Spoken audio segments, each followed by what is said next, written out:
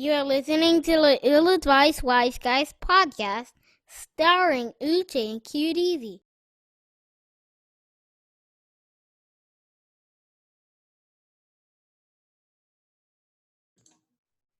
So we are back with another episode of the Ill-Advised Wise Guys podcast. It's your boy Uche. I got my boy Easy for Sheezy. It's breezy. Two times in a row I had to say it because it's still breezy outside. You know, I continue to see leaves falling in my backyard and all that stuff. It's messy. It's really messy. Hot outside. There's a difference. It is hot though. It's 80 degrees. Hey man, I would rather be breezy and hot than rainy and cold. Although, you know, I feel like it's been raining a lot over the weekend. Like, isn't like every morning it just starts to rain and at night it just rained all of a sudden, just out of nowhere? What the hell is that about? Yeah, I know. It seems like it's rain season, right? Only Nigeria gets rain season. Bro, it's not rainy season in like There's East no Coast such right now. That's not even a thing. It's rain season in the East Coast. Rainy season. This is episode 73. 73. Yeah, we thank you guys for joining. Everybody out there tuning in on YouTube, Spotify, Apple Podcasts, wherever it is you consume your media. We thank you guys for joining us. I really want to get into the shits of the episode, but one thing I will say is thank you guys for following us. And if you don't mind, we've said this before, but hey, we just want to remind you.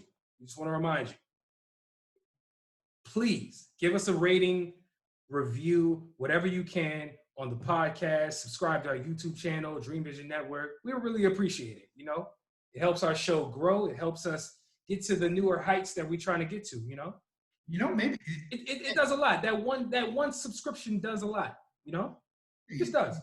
We may do something crazy if you subscribe to us. Like if you subscribe and you leave a comment, perhaps we might DM you, say thank you, and we might do something crazy, whatever you request.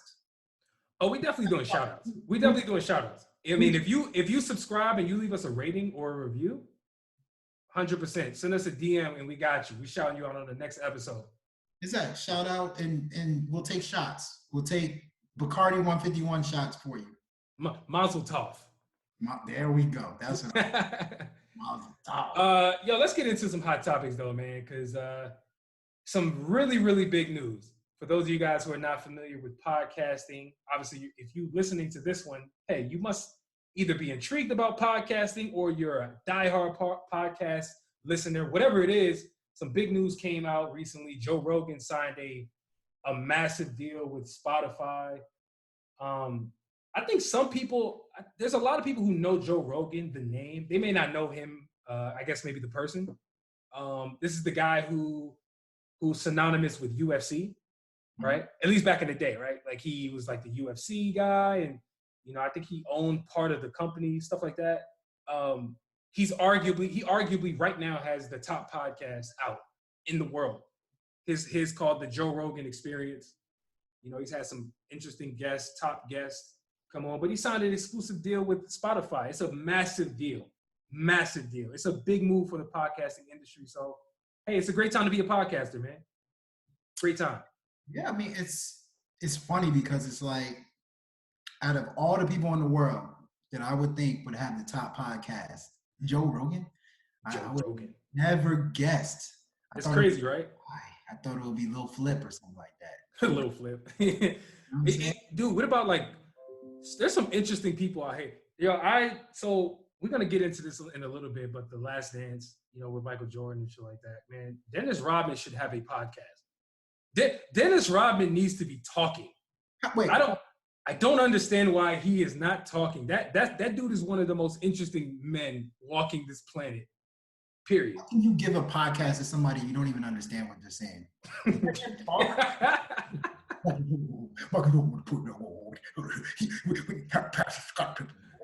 You know what? You got a point. That might not work. Because podcasting is about audio, is it not? I swear, the Last Dance closed captioning was vital when Rodman came in there. That's facts. Hey, but nah, you're right, man. He's a weird ass dude. Weird ass dude. You know what?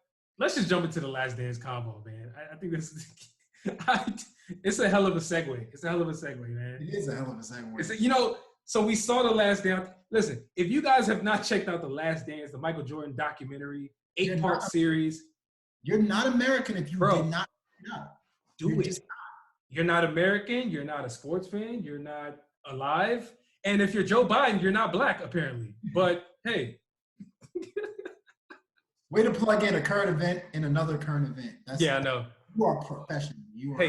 Things happen. But I got a question for you though, man. About this is related to The Last Dance and Michael Jordan and stuff like that. There's been a lot. I've been hearing all the sports talk because you know ESPN is struggling with their damn sports debate and topics these days. But there's been one interesting one that I saw the last couple days going around, and it's how LeBron was asked, "Hey, would you like to play with Michael Jordan? And like, how would you see yourself fitting in if you actually did play with him?" LeBron's answer was, "Well, oh yeah, you know, I think my style of play really fits with Michael Jordan, right? Him being a facilitator, Michael Jordan being more of a scorer." Do you think LeBron is scared of the Jordan smoke of being compared to him? And because the argument that is being made against LeBron James right now is that, see, that's why he's not Michael Jordan, because he wants to play with Michael Jordan. If he was really about that life, he would say, I would never play with Michael Jordan. What is your opinion as to whether or not you think LeBron James is scared of the Jordan legacy smoke or not? What's your understanding? You know what? That's a good question. First and foremost, I didn't like that answer. I'm not gonna lie. I didn't like that answer. I mean, you guys are supposed to be two alpha male basketball players, you know. But at the same time, what was LeBron supposed to say? I can't play with Jordan. He's too competitive. That's not LeBron James. You know, I think at the end of the day, like LeBron James knows he can't win.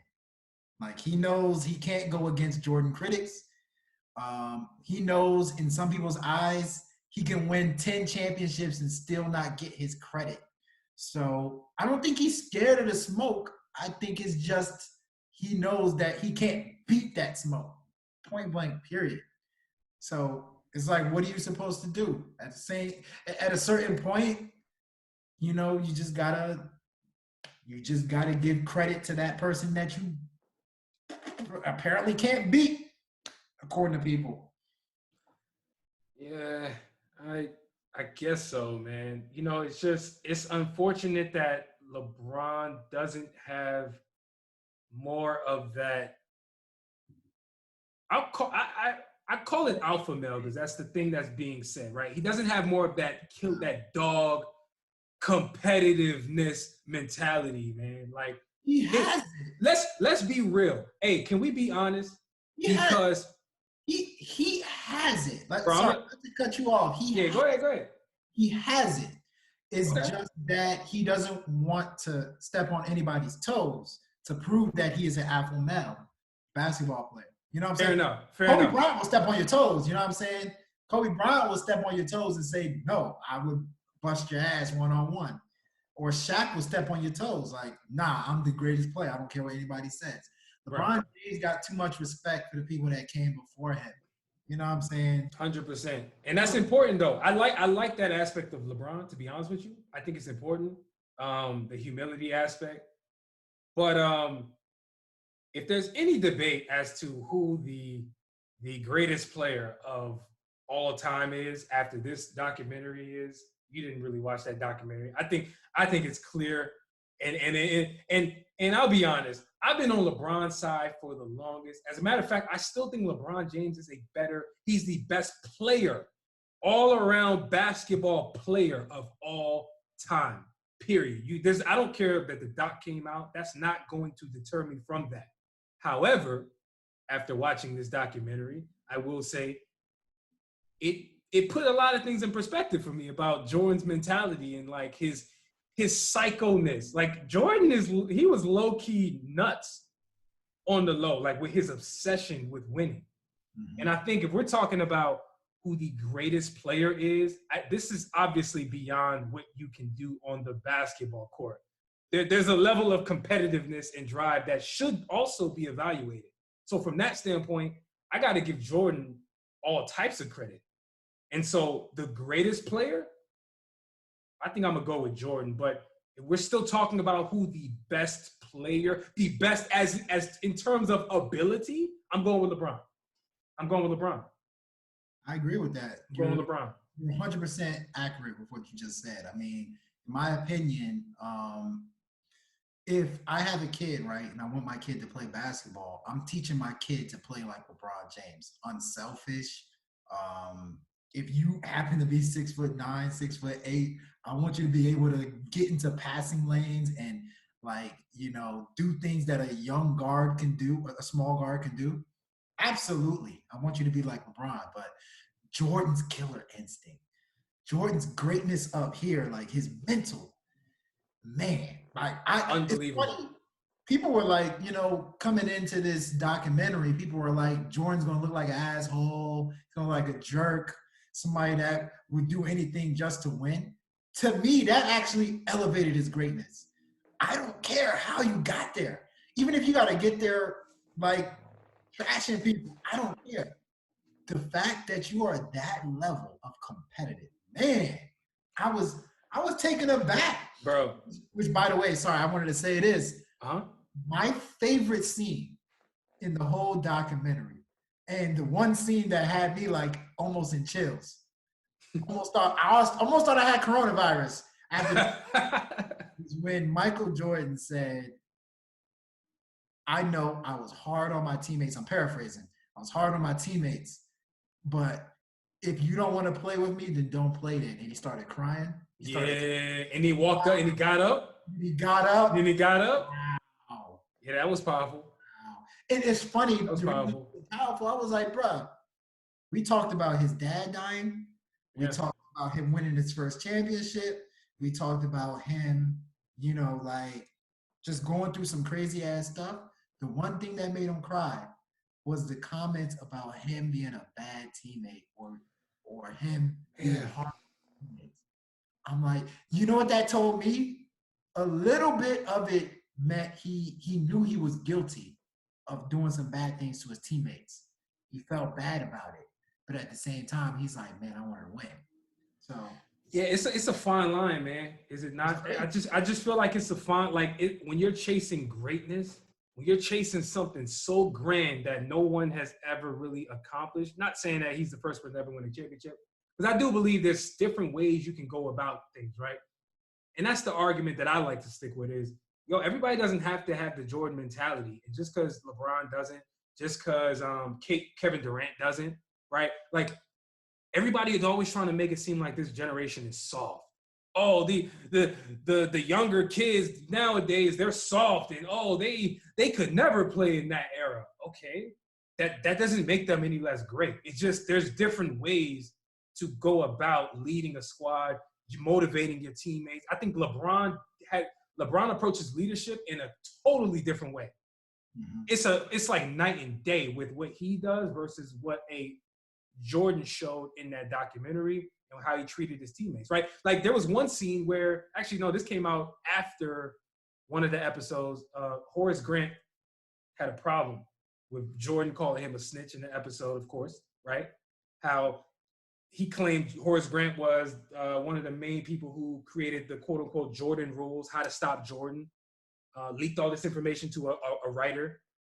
And then there was a story from that writer who put out that book saying, hey, one time he was on the plane traveling with the team, and Jordan told the flight attendants who were handing out food, don't give Horace Grant any food. He played like shit today. I heard about that.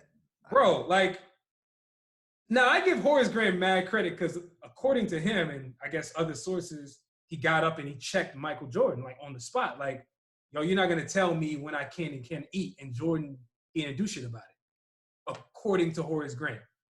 But that just lets you know the bullying nature, the whatever Jordan approached leadership with, whatever he actually deemed as leadership, that's what he was doing to his teammates. Like, bro, you can't even eat food. You know until what? you go back to the drawing board and you figure out how to impact this team in a winning manner. You know what I'm saying? Like, there was a lot of insight that has come out after that documentary that's been very eye-opening.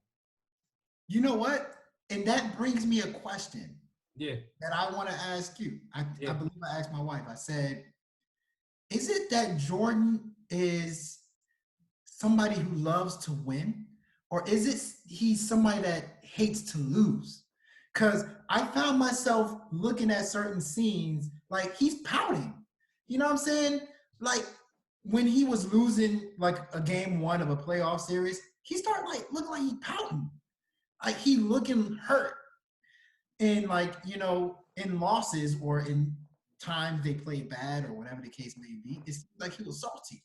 Even something as simple as remember when he was playing, I think he was throwing like something with his security guard and the security guard beat him. He legit looked like he was pouting. So it's like, what are you? You know what I'm saying? I think the thing about this generation is we've eradicated the sore loser. Like we've eradicated that person that hates to lose. It's no longer that. Like Russell Westbrook is kind of like that, but majority of the people that are young NBA players right now, they didn't grow up with that nature. In losing, you are somebody that loses with composure. You know what I'm saying? LeBron James is somebody that when he loses very composed. Oh, Steph Curry was great. You know, Kevin Durant was great. They played better than me. Jordan hated losing. And I think it's something that was kind of like not talked about in the series as much. Yeah, that's a really good point. I'll say you're right, man, because you know, there's been this whole concept of that's been going around lately that I've seen. Like, I think his name is James Harrison. If you remember the linebacker who played for the Pittsburgh Steelers. He had a very famous interview one time where he was talking about how he hates that, you know, his kids are getting participation trophies. You know what I'm saying? Like when his kids like are playing football and yet they giving out trophies for second, third, fifth place. It's like, bro, like how do you build that fire in a kid, right? How do you build that competitive nature in a kid when everybody's being congratulated? Everybody's how? right.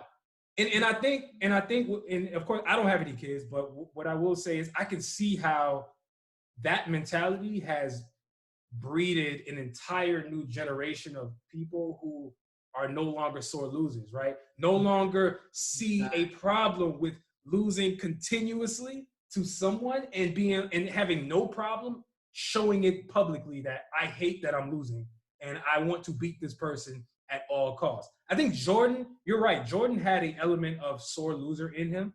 Granted, after he started winning, he just kind of was automatic at that point. But before then, they documented how, you know, he was cut from, he didn't make his high school team, right?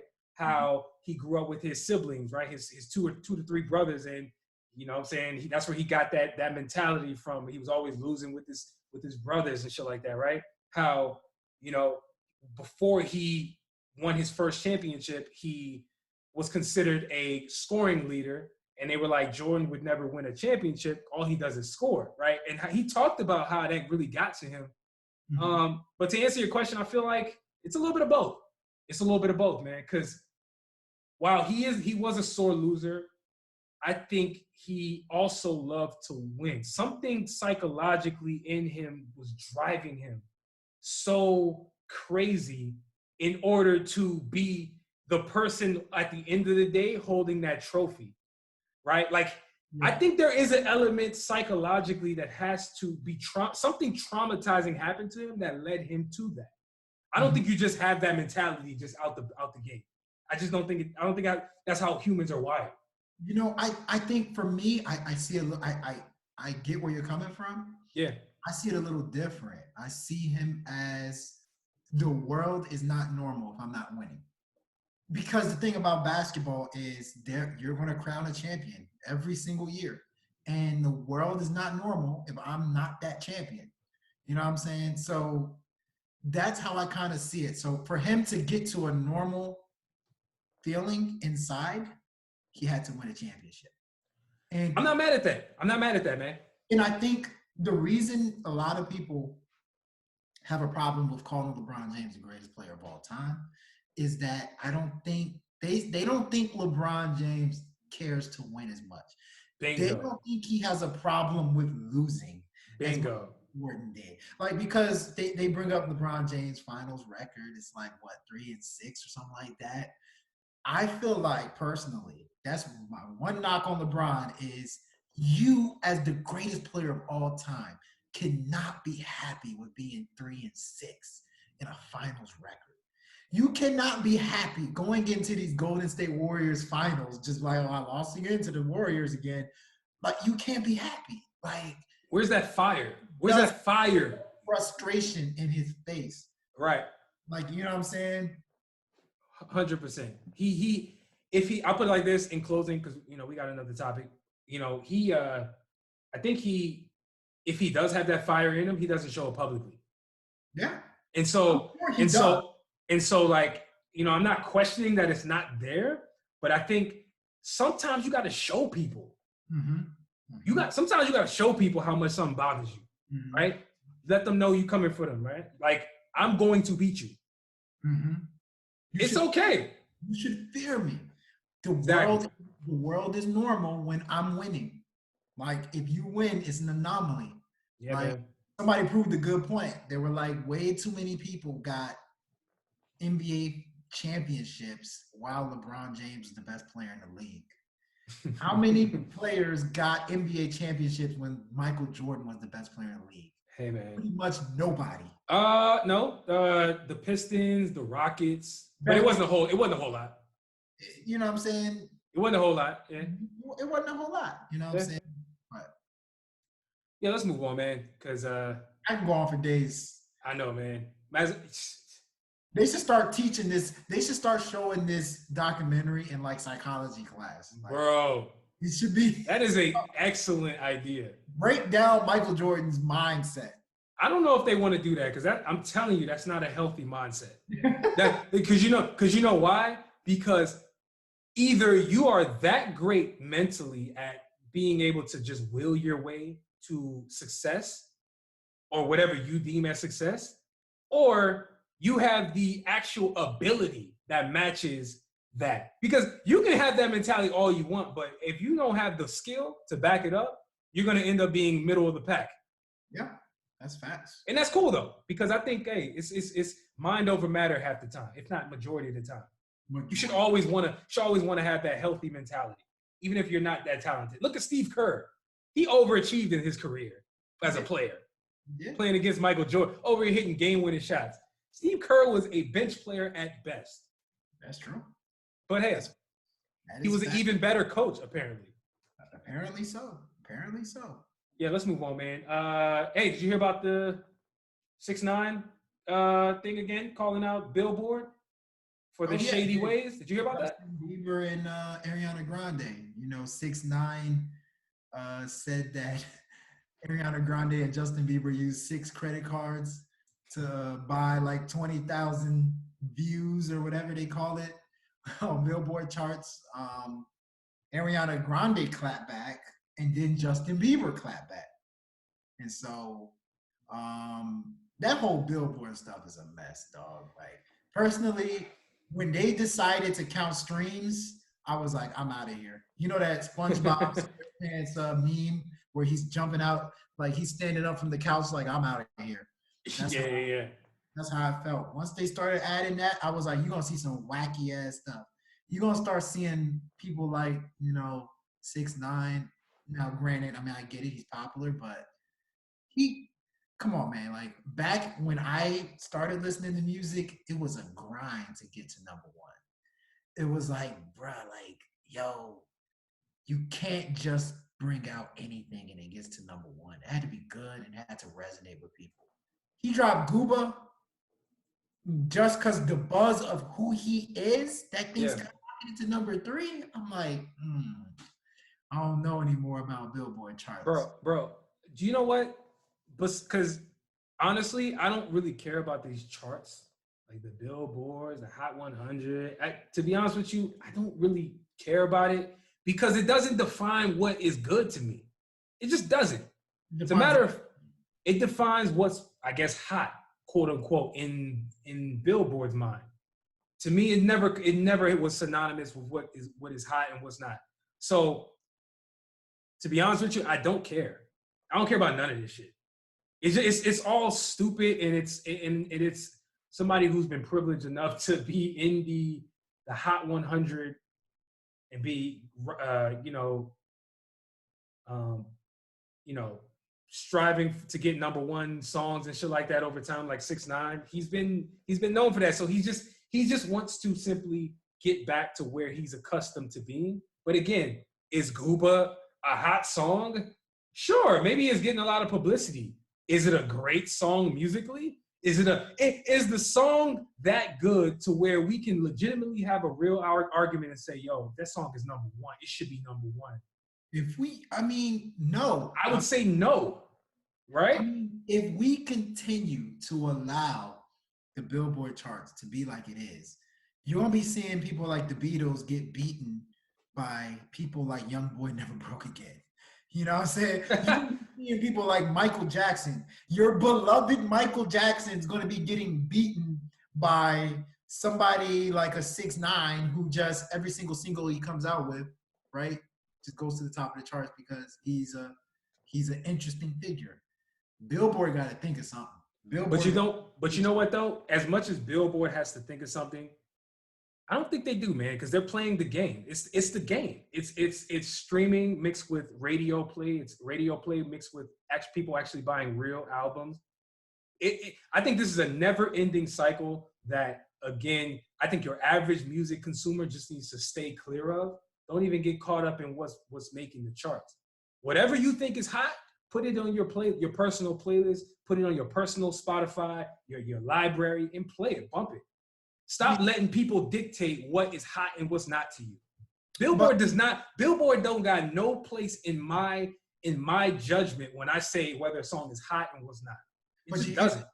The problem with that is, with Billboard, the thing is when everything is pretty much free or when everybody is borrowing accounts, oh yeah, okay, I will play 6ix9ine's album.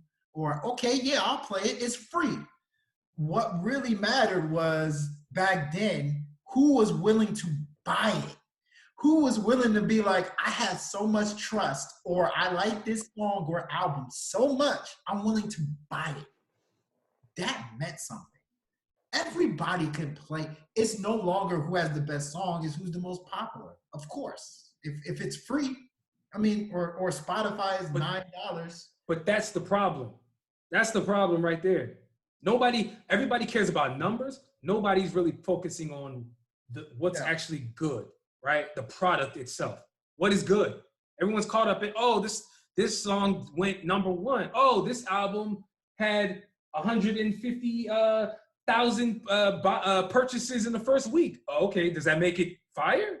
Because people were streaming it? Come on, man. Is that what it means? Come on, man. Because think about it like this. Nav, we talked about this on the last episode. Nav, first week, 153K or something like that. Mm-hmm. Debuted at #1. You said the album was not good. Hey, I'm not mad at that. But the numbers would suggest that people think it's good, either because you normally no. I know, I'm agreeing with you. But what I'm saying is people get caught up in the numbers, right? They equate demand with it being good. Oh, it had 100 and something thousand first week. Oh, people like it, huh? No, that doesn't mean it's that good. It just means it has a nice little buzz. Oh, it's hot. Okay, but why? Is it because of the music? Usually it's not because of the music itself. It's something surrounding the music. Just saying. I have a problem with that. I do too. Here's the thing. What I have an issue with. America thrives off of metrics. We are a metrics-driven country. we need metrics. You know what I'm saying? Like we need to know, okay, this is how many people watched this TV show. This is how many people watched this movie. This is how many people listen to this. Metrics drive America in every kind of way. In a perfect world, of course, yeah, you know, you should go and play what you like. That's not happening. Not with all this free Spotify, free YouTube that you can use. That's not happening.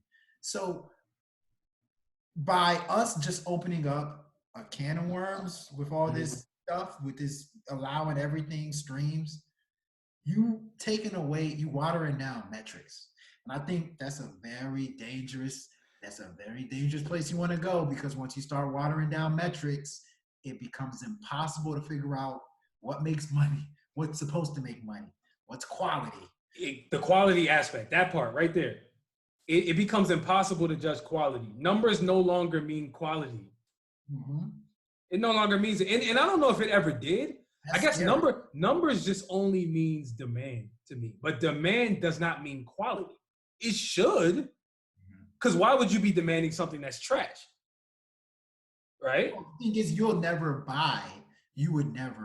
even look at trash, right? You would never buy it. You would never be like, first and foremost, back in the day, if you were selling units, then you had to at least have been a solid artist. You had to have at least been somebody that has had a single or two that was popping on the radio, and you were like, yo, based off the 2 singles that they had that was really good, I went and bought their albums.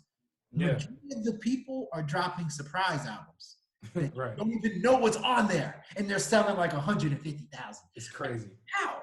It's Based crazy. on what? It's just based on buzz. It's just based off it's free. Yo, bro, I ain't gonna lie to you. Until somebody explains to me in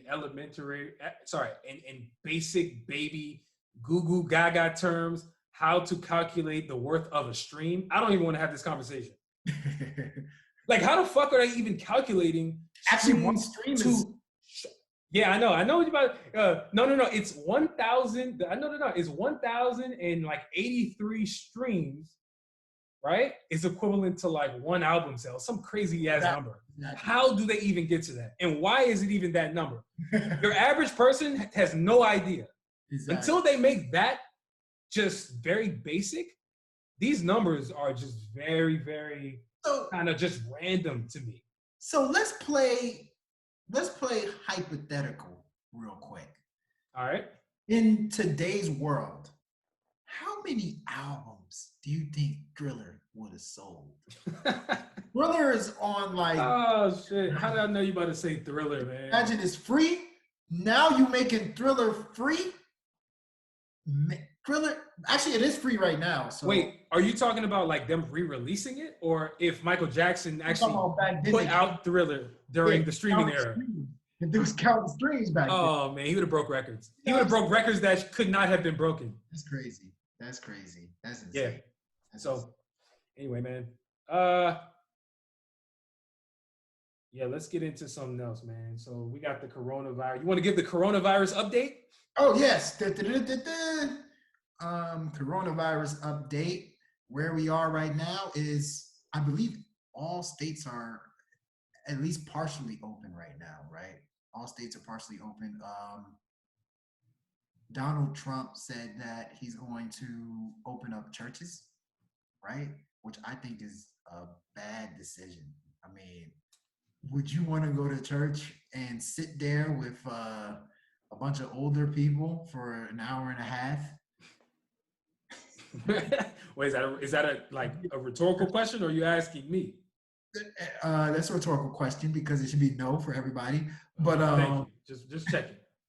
You know what's actually pretty funny is that I wholeheartedly, and I may get struck down by some thunder or whatever, lightning. I wholeheartedly believe church should be streamed. Like, there is no problem with church being streamed. Do you really have to be in a church to get the Holy Spirit or to feel the Holy Spirit? You got to be there? Is it something about the chairs? Is it something about touching the hymnal? that The hymnal. You got to be present to understand blessings and all that stuff. I know I'm asking an atheist, but just answer. So you talking? Are you? Oh, you were asking me a question? Wait. So I'm an atheist. So I'm an atheist now, according to you. But nah, come on, man. Of course not. Like, you don't have to be in church, like, at all. But there is an element of going to church that does feel. I understand the whole point about it. Although I do like remote church. Like, it's been cool. Like, it's been cool to like stream church, because that's kind of what I've been doing every now and again. Mm-hmm. Like, just randomly go to one of these churches, like streaming website, whether it's YouTube or whatever, on their website where they're streaming it. And it's kind of nice to have it in your, in your own home. We do everything else in our own home, right? Like, we don't even have to go to movies anymore. Like, I'm not equating church to movies, but my point is how traditionally people have gone to the movie theater to consume a movie, versus people saying, oh, I'd rather just consume it in my house. Like, it's the same effect. I'm comfortable. I can go get some food. I'm chill. You know what I'm saying? Mm-hmm. So I don't know, man. I guess it's just up to the person. I can see both sides. I think it's a horrible idea to open up things like that very quickly, though. I just don't think it's a good idea. This early. I mean, wait till phase 1000. How about that? You mean, what's that? 2025 will be by phase 1000? Yes. I cannot picture the day that we're like, no more coronavirus. Like, 0, guys. There's only 0 cases. I can't see it, and that's crazy. Me It's too. only been going on for 3 months, and I'm already like, this is the new normal. And that's it's crazy, man. We're gonna have to deal with it somehow, some way. I don't know how, but we're gonna have to figure it out. You know, I don't know. Some people, I'm pretty sure, are on the verge of like, just give it to me. Just come on, just bring it. Just give it to me, bro. I'll fight it. Come on. I'm gonna fight this thing. I think so. I think those are people being driven crazy in their own home. They're just ready to get the hell out. Exactly. You know? Antibodies. I want the antibodies as we speak. Bro, I'm as we are speaking, not literally, but I was doing it earlier. I'm looking into getting antibody testing. It's like, yeah. I promise you, like, why not? Wouldn't you want to know if you've gotten the coronavirus before? Wait, where do you get it from? See? Oh, now you're intrigued. So, hell yeah, I'm trying to get it. So you just said hell no. Now you're saying, oh, tell me more. Hell yeah, man. No, but seriously though, they have antibody testing where you can actually go to a facility where they can just test you to see whether or not you've had it before or not. And if you've had it, that means that your body has developed the antibodies to be able to fight it if you somehow get another strand in the future. But you won't be able to get the same strand that's been going around because you're immune to it, essentially. That's the whole point. Exactly. It's not a guarantee that, the next wave would be stopped because they mutate.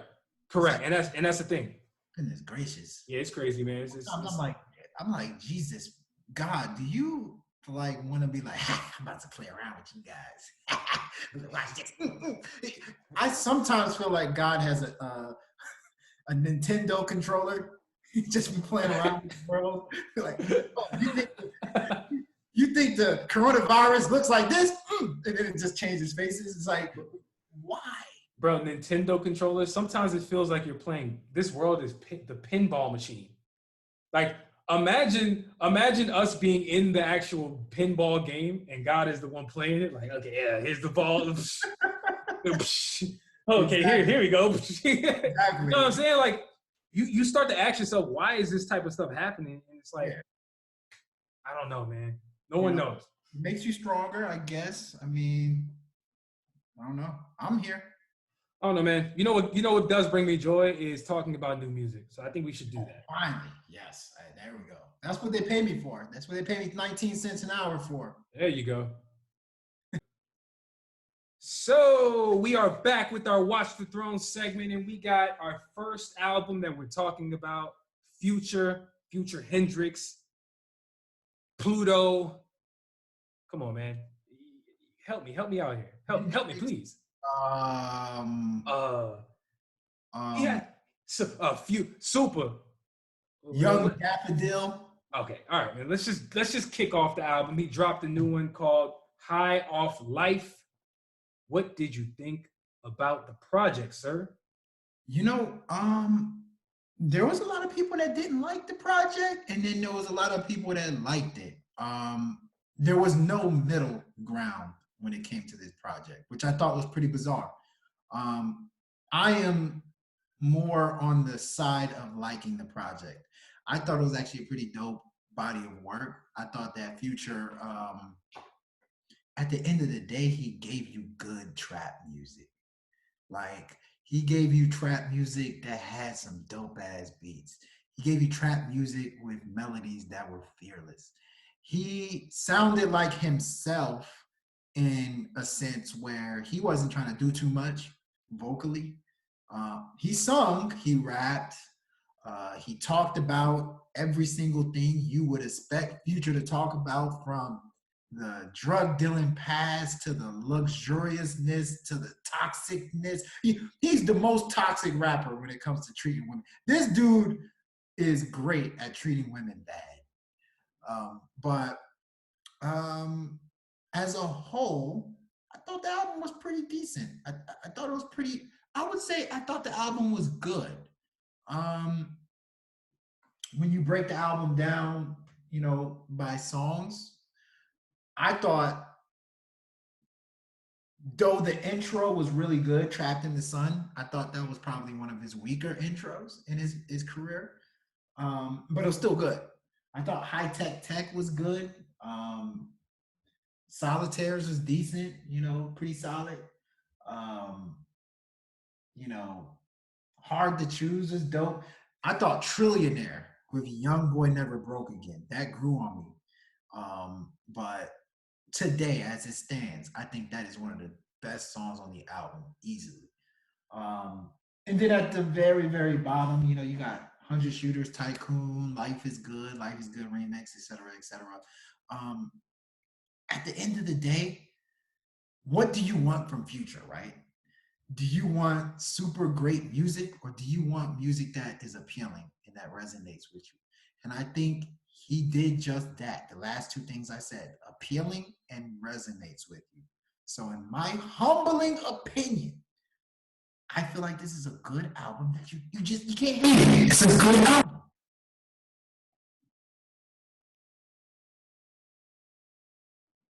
Okay. It's good, man. It's a good album? Good. Okay. Yes. Okay. I'm not, okay, what's your grade? How about that? B minus. B minus. Wow. Yeah, I can't agree with that, man. Cause, you know, first off, are you done? I am done. Okay, all right. So now that done. Yeah, exactly.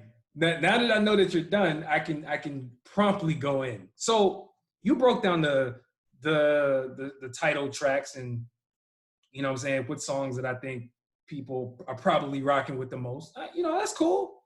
And while Future is basically automatic at this point, right? Like, it's hard for me to even trash him a whole lot. So I'll start with the positives. I think that you know, he basically has been, he gave us everything that I think he has done well from a melodic standpoint, at least rapping wise. I'll get into some of the criticisms a little bit later, but from a rapping standpoint, what you know from him, the trap vibe, right? The savage mode, everything, unfortunately, like you said, the toxicity that he shows in the music. This is why we've loved him, right? We've loved him for the content, how raw it sounds. We've loved him for how evolving his musicality has shown us over the years. Unfortunately, though, I feel like this album is very monotonous. Like, it sounds average to me from the standpoint of Future's discography, right? I understand that Future, if you compare him to someone who also makes trap music, maybe up and comer, maybe someone that's not a Future, maybe not as good as him, you'll say that this is much better, right? Because Future generally makes really good trap music every single time around. It's hard to even point out a time where he's not really giving us something that quote unquote slaps, right? I just personally have gotten to the point with Future where I'm no longer moved by his trap vibe. You know, especially when he's shown us that he's so much more of an artist, musical artist, than that typical trap sound. And while that's not me saying he should stop making this type of music, because I still want this from him. I want this from Future. Don't ever get it twisted. This will never get old to me, right? Where he gives us this and I'm like, get this shit out of here, because I do like it. However, because Future is such a seasoned artist, because he's such a guy who has given us so many different vibes, so many different varieties. I'll point to you one. Anytime anybody asks me about Future and why do I like Future and what do I think his best project is and why, you know, you can never not mention DS2, right? You can never not mention that. It's arguably his best project, and for good reasons. It was great. It was concise. I think it had like 13 songs. That was like his highest element of trap music that you could possibly make out here.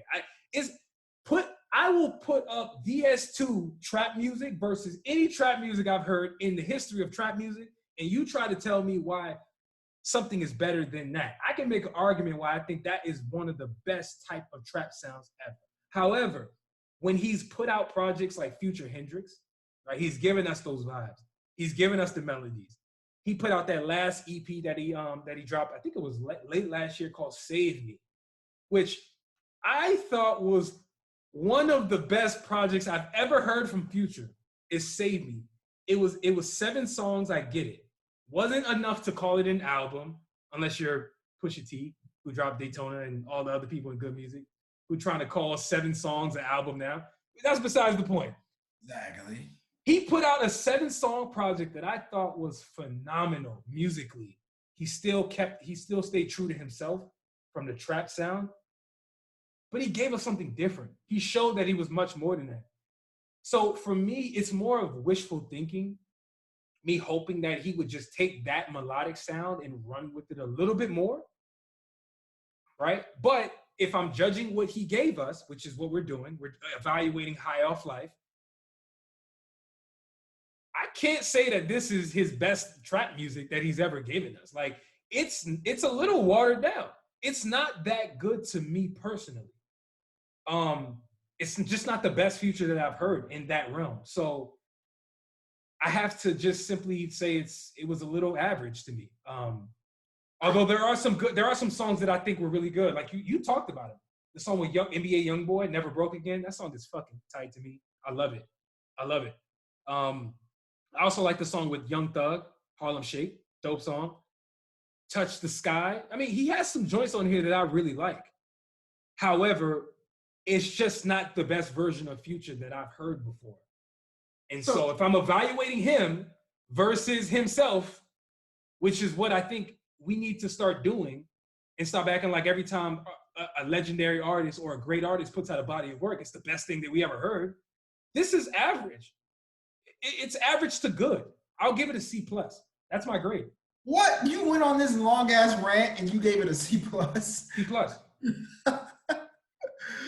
Average to good means C+ to me. That's actually C+ is fair. I gave it B-. That's, you know, one step below mine. I mean, and then the day it's good trap music. Future does what he does well at a very high level. Like on this album, it's when you talk about that unadulterated trap music that he did on DS2, that's what he does on this album. This is second to DS2 when it comes to unadulterated trap music on an album. I would say it's about third or fourth to DS2. 1 second, because I think this album was better than Future, bro. Untitled Future. I think this album was better than that. Let's do this then. So if we're really going trap vibes versus, we're really talking about all of his albums, I would say that High Off Life is not better than Honest, personally. Trap. We talking trap vibes. Honest was Bro, a Honest had a little bit of both. It was like the vibe, it was like the melody mixed with the trap. You're right. But the trap music on that album to me was better than this. It just was. You don't put Honest on the same category as DS2. I'm talking DS2. You're talking about a full album worth of trap. Is that what you're saying? A full Okay. album with trap. Fair enough. Beast Mode 2, how about that? That's not an album. What do you consider that then? Mixtape.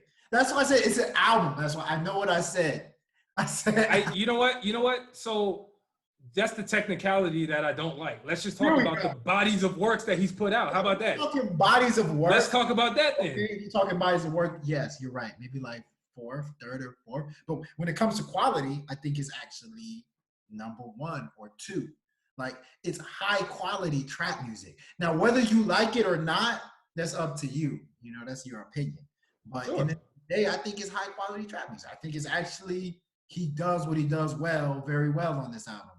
So, but I mean, I get it. I mean, some people are either tired of Future, so they want to see something different from him, or people want it to resonate with them every single time. They want it to resonate like like DS2 resonated. DS2 was just, you know how they say, you know how some NBA players, right? Mm-hmm. Some nights it's just their night. Everything is just falling for you. DS2 is an album that to me was a level of magic that I don't think Future would ever be able to achieve again as a rapper. That was just a magical trap album. You're not wrong for that. And the problem here is, well, what you said initially, excuse me. And it's, I don't think I will say I'm tired of Future because I still enjoy him as an artist. However, I am ready for a little switch up. See, and that's your problem. I'm ready. It's not a problem. That's me as a fan saying. That's me as a consumer saying, bro, you've given us one vibe for so long, and you sprinkle these little melodies here and there, bro. Like, that's your best sound. If you talk to most people who like Future, they will tell you Future Hendrix is the type of Future that they like, and that's the type of sound I'm talking about. But you can't tell me when he's not Future Hendrix that his stuff is bad just because it's. I never said it was bad.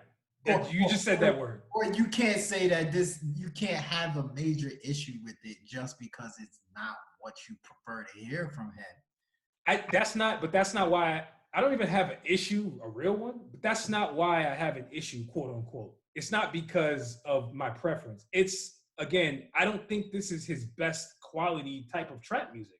Like, the quality of music on here is just not the best I've heard from him. In the trap lane as well. I'm speaking primarily about that sound. Okay. It's just not that good.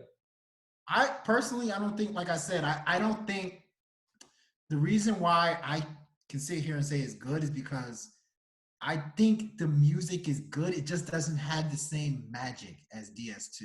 It's lacking that. It's lacking that magic. And, you know, that doesn't mean it's not bad. That doesn't mean it's bad. It just means it just doesn't got that same magic. Yep. You're right.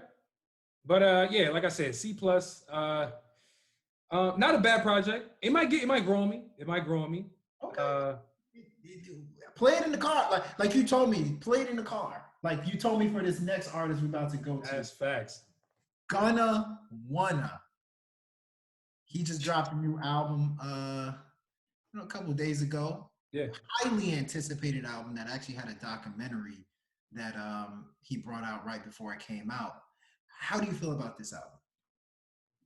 Oh, I'm glad you asked, man. I think only one of us watched the documentary, right?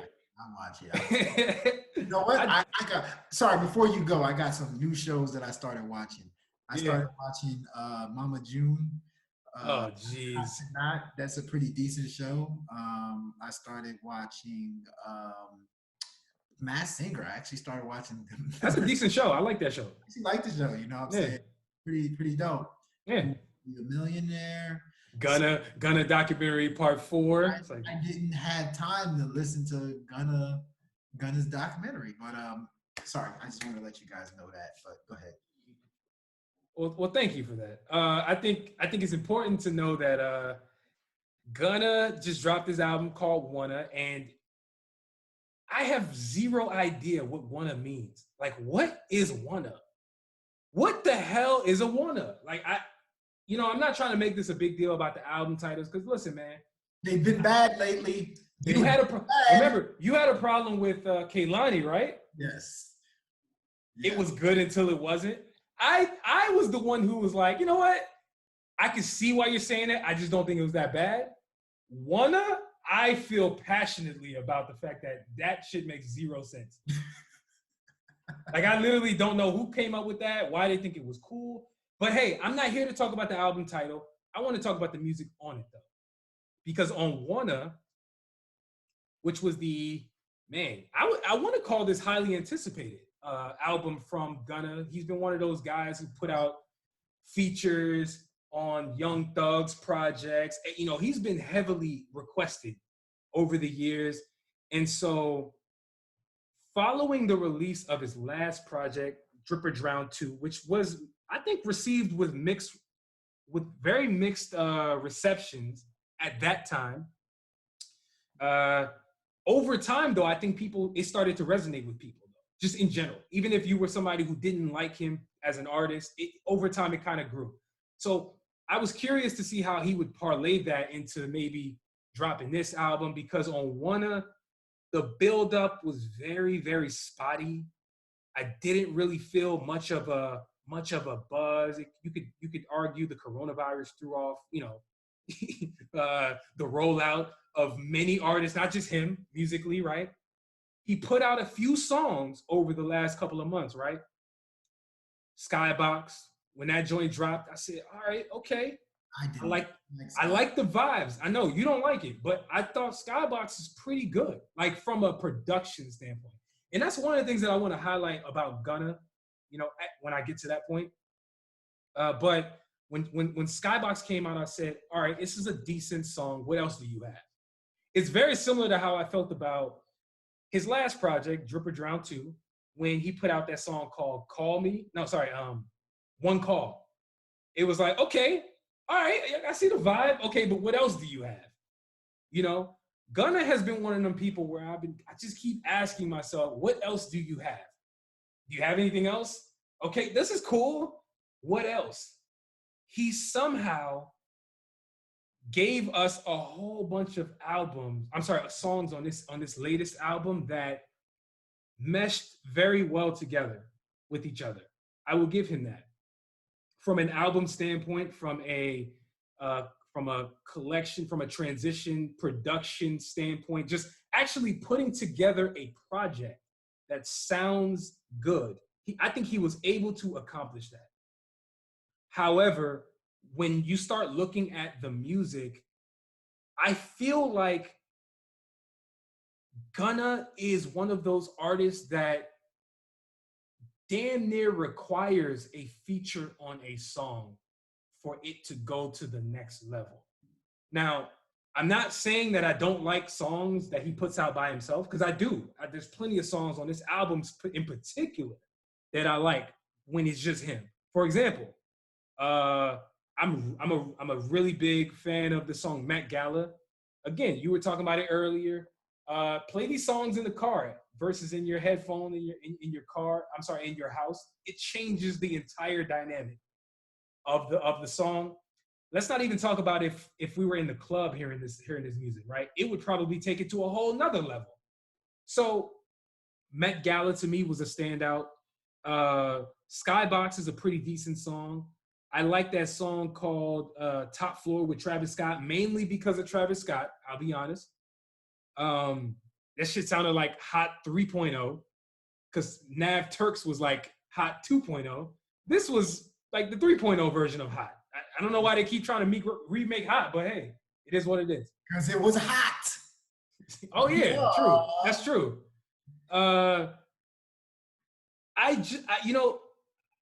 I was into the song, but didn't really love the Cooler Than a Bitch song with Roddy Ricch. It was okay, There was a lot of songs on here that were very repetitive. And while Gunna seems to naturally be a repetitive sounding artist, it almost seems like that's what people love about him. I just wasn't able to remove myself from saying that this is great music. I couldn't say that. I can't say that about this album. It was pretty good though. I think it's important that we acknowledge that if you change up your setting when you hear music, it changes the entire dynamic of a song and an album. And I would say that about this album for Gunna. So overall, it's pretty good. It's pretty good. It's not great. I would give it about a C+. It's growing on me though. The more I listen to it, I'm gonna acknowledge though, as much as that sounds bad, if it does, I will acknowledge the more and more I hear certain songs like Argentina, the more and more I hear songs like what's the other one? Don't Play Around. I'm like, okay, like this is not bad, you know? Overall, it seems like my biggest takeaway from hearing Gunna is that he seems to be one of them artists that you just have to keep playing his music to start liking. I don't know if that's a good or bad thing.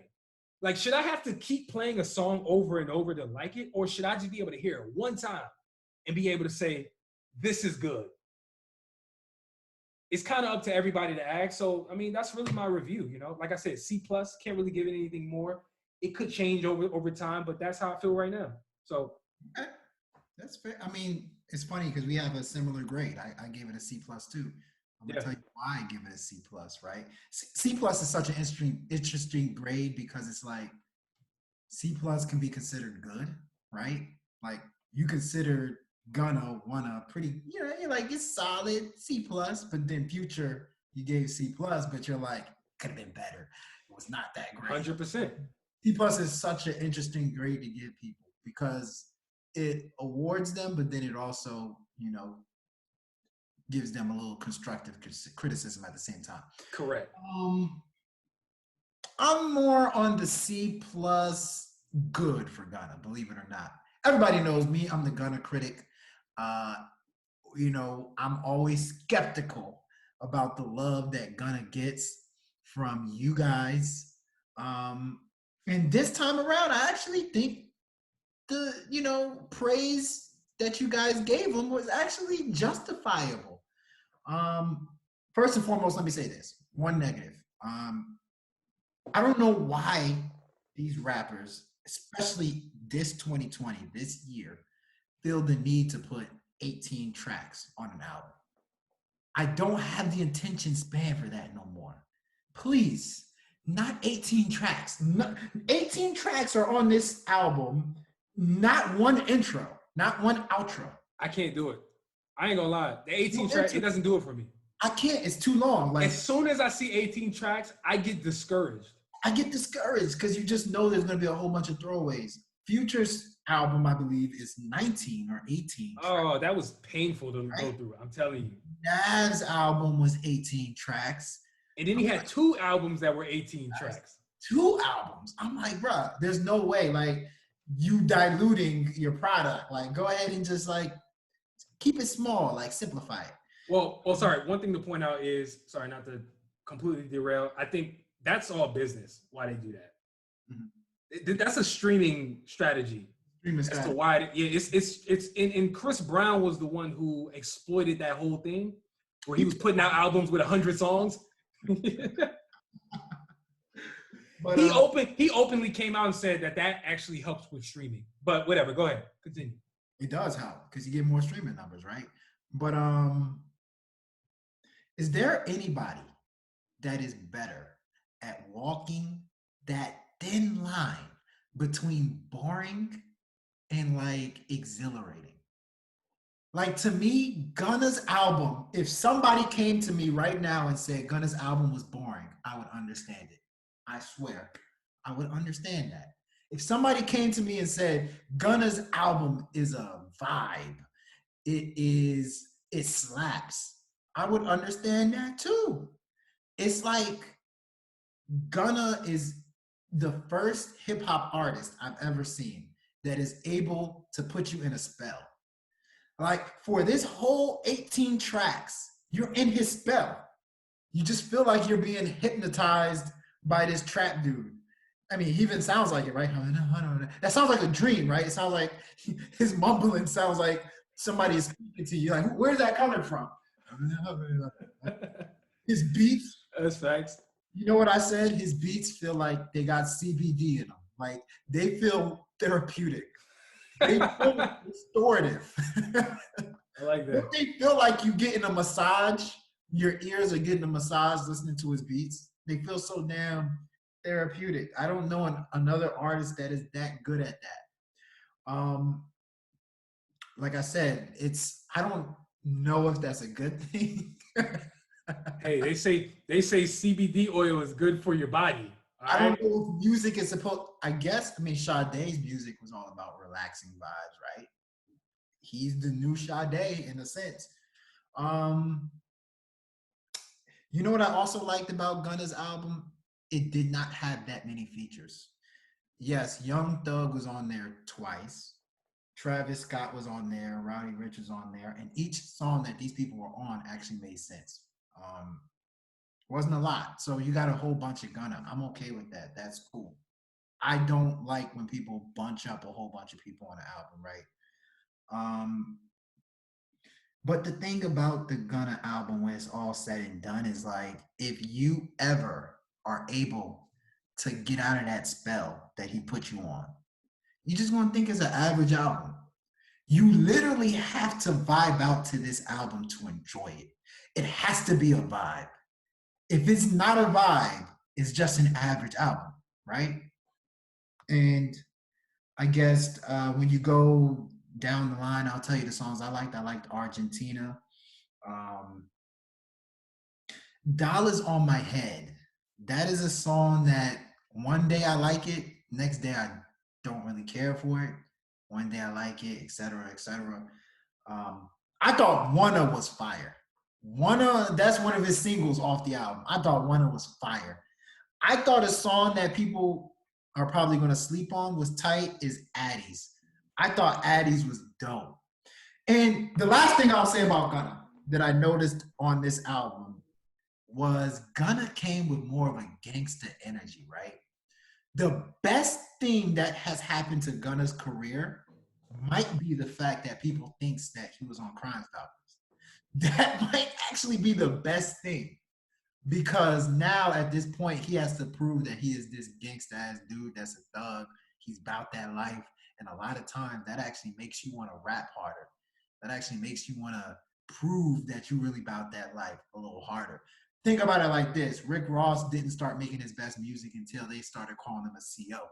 So I actually, in this album, can hear his content being a lot more gritty and gangster. And I actually think that's a good look for him. So to summarize it, C+, I think it's a pretty solid album for Gunna's standard. Is it better than Drip or Drown 2? I believe so. When it's all said and done, I believe it's going to be better than Drip or Drown 2. And most importantly, I think Gunna's actually trending in a good direction.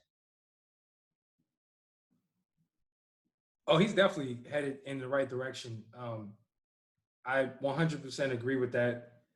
Although I disagree with, what you were saying about him not having a whole lot of features. I personally feel like with this album being so long, the lack of features contributed to what you called it, him being possibly considered boring, right? Like there's a certain element of interest that I kind of lose when he doesn't have features. And it's not me saying that I don't like Gunna, because to be honest with you, I enjoy Gunna's music a whole lot. I really do. I think Gunna, he's the first rapper to ever rap in cursive. The man somehow manages to float on beats. Like, I've never heard someone flow like this impeccably. I want to say something real quick, what you just said. Okay. I am convinced what Gunna does is he calls himself on a voicemail, right? He raps his lyrics on a voicemail. And then he lets the iPhone translate the words that they think he says. And Bro. then his verse. Bro. Bro. Listen. I can hold on. If you watch the documentary, so I watched the documentary, I saw how he was recording. And I'm like, no wonder. It sounds like he's in a closet. Like, it sounds like he is by himself, which he wasn't in the documentary, but like the way he was just so close to the microphone, it was almost like it was one with him. Almost like he was talking to himself. I can go on and on. I bet my baby Chanel's and pearls. Like, how do you, he is a flowologist. He is a flowologist. I'm telling you right now, I've never heard anybody flow the way he can float on a beat before. You know, everybody likes to, talk about the rappers who can actually rap, right? Who we would consider the rapidy rap dudes. Oh man, he got bars. Oh, did you hear that flow? Don't let it get it mistaken. Gunna is an elite flower as a rapper. Now that's not me saying his content or his substance it matches his ability to flow. No, that's not what I'm saying. I'm saying his flowing ability is top tier. It's top tier, bro. So, hey, maybe the music will grow on me. I think we had the same grade, right? C+, right? C+. Yeah, so. I mean, this is my last comment I'm gonna say. Yeah. Based off what you said with the features, the reason why I think it's important, I said it earlier, is that I think the only way you can like this album is if you want to vibe out to it. It's a vibe. And I think a lot of features would have disrupted the vibes of the album that is all about vibes. Mm-hmm. You don't want to put a whole bunch of people that don't fit. So I think the way he's going to get you to like this album is like if you're on a road trip, you just driving and you cruising. Like that's what Gunna does. That's what he does. He's not going to get you to individually like every single song. He got to get you to vibe out. Absolutely, man. Yeah, let's move on. Hey, that's on you. It's not on me. I did Gunna. Huh? Oh, snap. My bad. Hey, so with the next project, yeah, you're right. We got Polo G, Sir Capalot himself. Where that comes from, I don't know. I don't understand how the word cap is considered bad, like you're lying, but his name is Capalot. So he lies a lot? Or is he taking the original sense of cap? Sir Capalot. Capalot. Like like the ancient times. Capalot. Talking about he's talking about an AK. The AK caps a lot. There you go. Sir Capalot himself dropped an album. Debut? No, I would say second album called The GOAT. What'd you think about this, man? Whew. I've been talking about it on the show. I'm very high on Polo G. I think when it's all said and done, Polo G is going to be one of the top artists in hip hop, maybe like 5-6 years from now. And Jaden Smith is going to be Drake. But Polo G dropped the GOAT, like you said. I'm going to let you talk about how you hate that title. I'm not even going to tackle that. But personally, I think it was a pretty good album. Pretty good. I was actually surprised about how good it was. I've always known Polo G to be a good rapper, but I never knew that he cared about being great. We talked about The Last Dance, right? And where we were like, what separates Michael Jordan from these other NBA players is that Michael Jordan strived for greatness. You can see it in every single thing that he did, from practice to playing in the game to the mind, the psychological part. Some people are just wired like that. I actually think Polo G is wired like that. I actually think he wants to be considered the greatest rapper to come out of, right now, in the short time, he wants to be considered the greatest rapper to come out of Chicago. after he gets that, he wants to be considered the greatest rapper in the game. I can just tell. Um, with that being said, the album is very emotional, man. Hood emotional, right? I cried hood tears listening to it. Um, Starts off with Don't Believe the Hype, a song that, he's pretty much talking about his come up story. Then it goes to Heartless, one of my favorite rap joints in the last year or so. Um, and then from there, it kind of like goes back and forth with vibes. Like Flex is a high energy vibe song. Go Stupid is high energy. 21's emotional, etc., etc. Um, while I enjoyed the music, obviously, I think he's a pretty solid rapper. I think he has some pretty deep lyrics. Um, he has a good rap voice. I do think he recycles flows. If he's going to take that next step, I think he should be a little more versatile with his flows. I do admit that. But obviously, every single song on the album is good. So I started to break the album down by like greatness. Where are the songs where he shows flashes of greatness? I think he shows flashes of greatness on Heartless.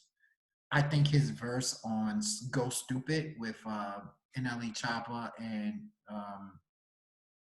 the Babies guy, what's his name? NLE Choppa and Stunner for Vegas.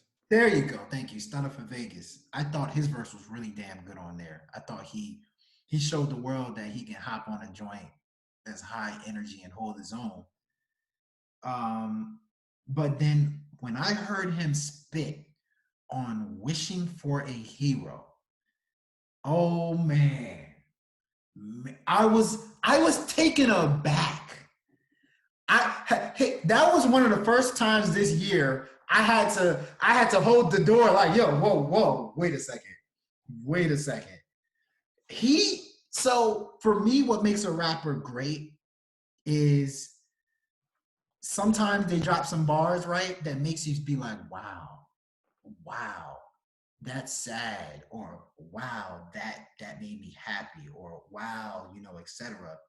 And there was two bars that stood out that he said on that song that I think told me he wants to be great.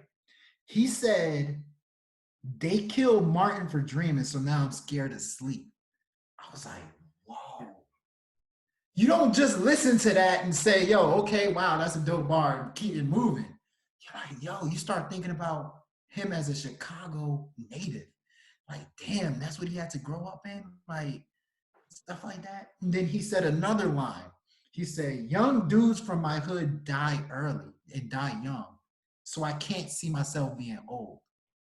I'm like, damn, that's deep. That's deep to me because that's the nature of Chicago, right? And so for him, a dude that's 21, that's just trying to make it, that's trying to speak for his hood, that is actually scared that, like, they may kill me for what I'm trying to do. And that's kind of the rhetoric, that's kind of the vibe of the whole album. A young dude trying to make it out the dirt, trying to duck ops, trying to like shed this gangsta ass lifestyle that he's living. That's kind of the vibe I got from the album. And I'm just like, man, I was blown away. I was taken aback. So all in all, I mean, the music is pretty good. It's pretty decent, but the flashes of greatness is what caught my attention the most about this album. And so with that being said, like, I would give it about a B minus, B. He recycled flows here and there and things like that. And I do think musicality wise, he could be a little more versatile. But at the end of the day, like, it's a powerful body of work that cannot be ignored. Hey, you said a lot. You said a lot about Polo G, and I could see how this is one of your guys now. I can see how this is one of your guys now based on how you even broke down his music. And yeah, it's a good grade, good review. So for me personally, I feel a lot of the same way you feel about him, and The fact that he's the truth, and the fact that I think he has so much growth and so much more to really ascend to. I said this on the last show, and I really feel this way because I think it's an important point to really understand why Polo G is so good. Like, he is a poet. Like, his words are not just words, bro. Like, they have Shakespearean kind of like meanings where you kind of have to really assess how he's saying it. Like, it's almost the infliction in which he's saying it, like the way he chooses to flow on that particular subject. And there's so much, it's so much deeper than just the very surface level bars that you maybe say if you're just not maybe paying a whole lot of attention. So I really believe Polo G is the truth on so many levels because of his ability to make you feel his story. Mm-hmm. You know, you talked about it, man. Like the struggles that come out of what he's had to go through growing up, and maybe what he's still having to go through now. And as a young man out of Chicago, seeing violence, dealing with that, the trauma, all of the struggles, him trying to be great as an artist.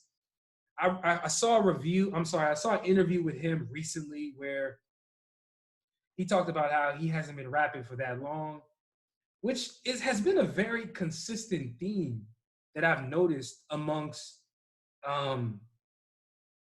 artists as of the last few years. It just feels like, again, you can argue everybody is an artist now and how that is watering down the music scene. I've heard that argument being made, and I don't disagree with that all the way. However, I do think it breeds people like Polo G, right? Where he doesn't, at least to my knowledge, and I didn't hear him say this, he doesn't come from a musical background. He wasn't making music all his life growing up. He just decided to pick up a mic. He was some dude who has a story, who decided to pick up a mic and has been able to convey his message to the world, and on a larger scale, because you can see the way Polo G is starting to resonate with people who maybe not even live the same life he lived, but just in general, the way he says these words is touching people. So with that being said, I get into the album. Very, very good album. Very good. I'm talking about powerful messages. Some of these songs we had heard before the album dropped, right? Heartless, the joint with Mustard, Fire. I can't even imagine. When I heard that song, I was not fully bought into Polo G. It's not that I didn't think he was good. It was more so I kept hearing about this guy named Polo G, and I'm like, okay, here's another guy that everybody says is tight. What we do, we hear a lot of new up and coming artists, right? And it's up to us to really judge, okay, what do they have that is different from the next? It didn't take me very long during that song to really understand why people were raving about this guy and why he could be next, So I think Heartless is dope. I'm really, I'm a real fan of his verse. Like you said, overall the song of Go Stupid, although I feel like NLE Choppa just kind of like went rogue. Like his verse was just it's like he forgot that did he even hear the beat while he was rapping? It just felt like he was just rapping a cappella and he tried to piece together his verse. I don't know. He kind of went left, but nonetheless, it's a hype song. I really like it. Of course, you got to shout out the song with Juice WRLD.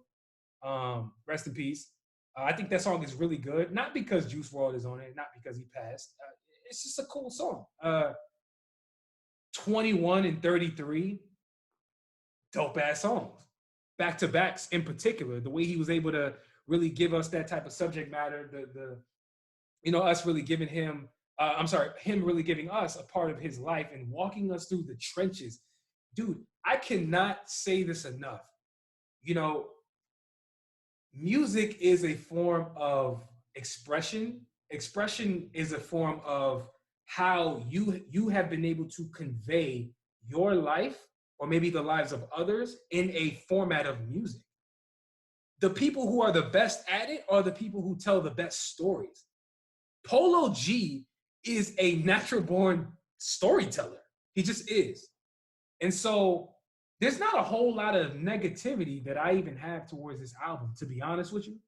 I would kind of be fighting to really find and struggle to find something negative to say about it. But if I have to, because I just kind of like to be objective and just be a little bit of a critic in a positive sense. This is very normal. We say this all the time.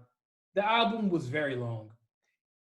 Polo G, while he showed a lot of versatility in his music, right? He somehow, some way, he's been able to find a very good balance of being that street hood trap rapper, giving you that perspective, but he can also carry a melody where it doesn't sound inauthentic. Like, it actually sounds pretty decent, you know? I think if he were to just cut down on this project, maybe take out 4 or 5 songs, I could see a couple songs where I could see him taking out, no matter what. Again, this is not me saying these songs are not good. It's just saying, hey, here's how you can refine the project to make it a little bit better. No matter what, I could see that song not really being on the album.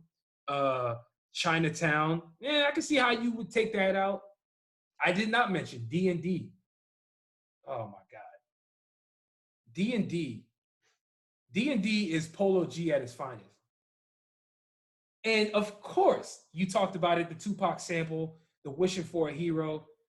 Bro, I didn't know how to feel about that song when I first threw it on, because I don't like when people just flip older songs and they don't do a interpretation of it, right? Where, like, he literally flipped the, changes with Tupac. It's the same exact beat. Where if I'm being consistent, I've criticized artists in the past where I'm like, yo, this was not tastefully done. How come it couldn't have been a little bit better done? I'm gonna have to give him his credit here. I'm gonna have to switch up because he did a great job on that song, and for that to be the outro, I thought was very powerful. So overall, I'm gonna give this album a B. I'm gonna give it a B, although I really want to give it a B plus. But if I have to, again, if there's any critique, if there's anything that I think could prevent this project from becoming a B plus, is like the fact that it's just a little too long for me. It's a little bit too long. Polo G is, while his subject matter is very powerful, it's very diverse in a sense. It's not 16 songs worth of variation. Like, for the most part, he's saying the same type of stuff damn near on every track.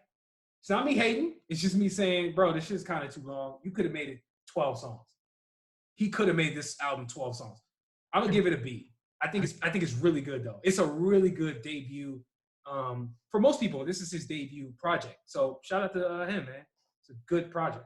I agree. I mean, like I said, I think it's a good project. I do see improvements he can make, and that's me just being nitpicky. Mm-hmm. Like, as a musician, as an overall musician, I do see him, just possibly,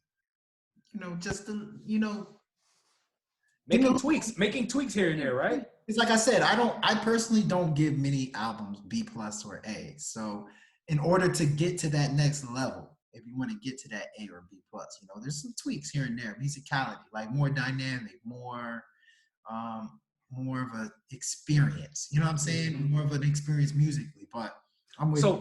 Fantastic. So real quick before we move on to the next album, so an example of maybe taking it another level musically, giving us a different experience, would kind of be what Roddy Ricch did on his last project, right? Where, to me, I was raving about that project. I think I gave it an A, if I'm not mistaken. Mm-hmm. But it was for many reasons. But the biggest thing that I would say Polo G could incorporate is something like what Roddy Ricch did on what the hell's the name of the song? Ooh, you remember the song where he had that orchestra? Oh yeah, where like his, I think the name of it, but I know what you're talking about. Like, production wise, I feel like production could elevate his sound. That's exactly where I'm going with it. Which he did have an orchestra on Wishing for a Hero. He did, but it wasn't it wasn't mixed that well. Like it didn't sound grandiose. Well, the You thing know what I'm is, saying? It did. Hey, that's not me hate. That's not me knocking. even It if was it still didn't, really good. even if it didn't, that's still the best song or one of the best songs on the album, right? So that means Yeah, he did yeah. something right there. Oh, he So, definitely did. He definitely did. you know, I think also too, like if he would have structured the album like almost like a concept album, like that would even he is the perfect rapper to do a concept album. Yes. I think if he does a concept album, he would be great. Agreed. Because you know, I want to say something. YG makes great albums. You know why? Because YG does concept albums. YG is hood and understands that hood aspect. So his body of work tends to be good because it's just he understands how to put it together. Mm-hmm. He has a story. He knows how to tell a story. He knows how to like each step of the way keep you intrigued. Yeah. You know, so that's just me nitpicky. Okay. But yeah, overall, like I said, great project. Go ahead. My bad. Yes, sir. Next album is by Roy Woods, aka the Toronto Michael Jackson. I didn't pay much attention to this album, so you gotta enlighten me. I actually don't remember the name of the album. It's called Dem Times. Thank you. Dem Times. Yeah, it's called Dem Times. And enlighten me on why I should like it or not like it. Well, I'll say this because Roy Woods is, I like to call him Prince. I don't know how I feel about the Michael Jackson. He's more Prince than Michael Jackson to me, personally. You know about that? The way he be Nah, I'll give him Prince. The reason why I give him Prince is because not that he's actually on Prince levels as a talent, but his range musically. Right? He does so many different things and so many different intricacies that I kind of see that. But besides that point, he dropped his new album, Dem Times, which is more of an EP. I think it was 6 songs. And I enjoyed it.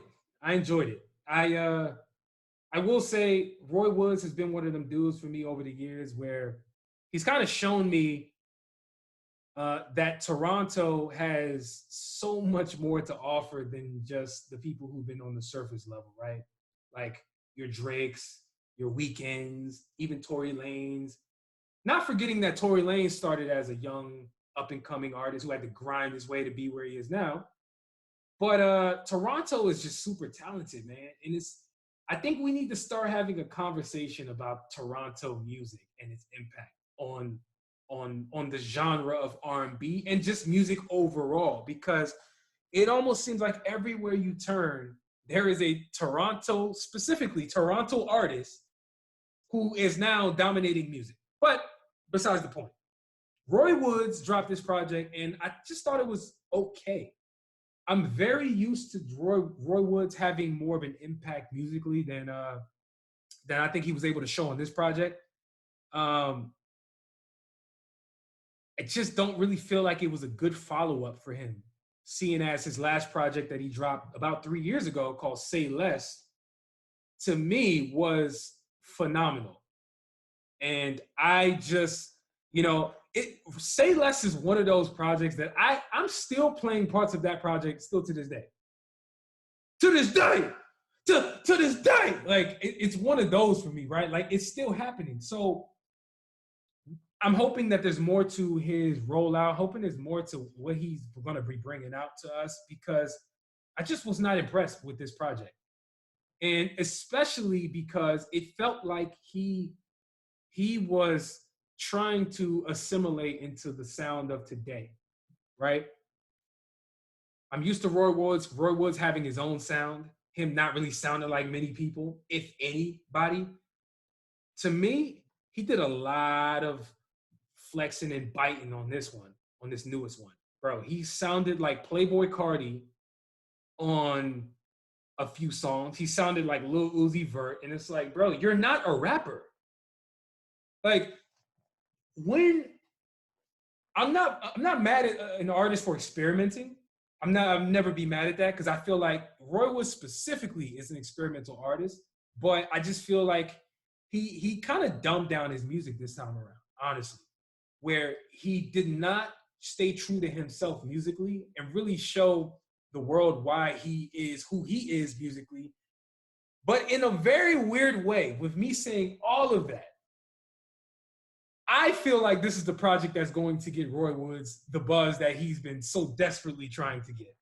Why do I say that? Because he sounds like everybody else. And in a weird way, unfortunately, when you are an up-and-coming artist, a lot of times, and Roy Woods is popping. He's signed to OVO and shit like that. So I don't want to make it seem like he's not signed or anything, right?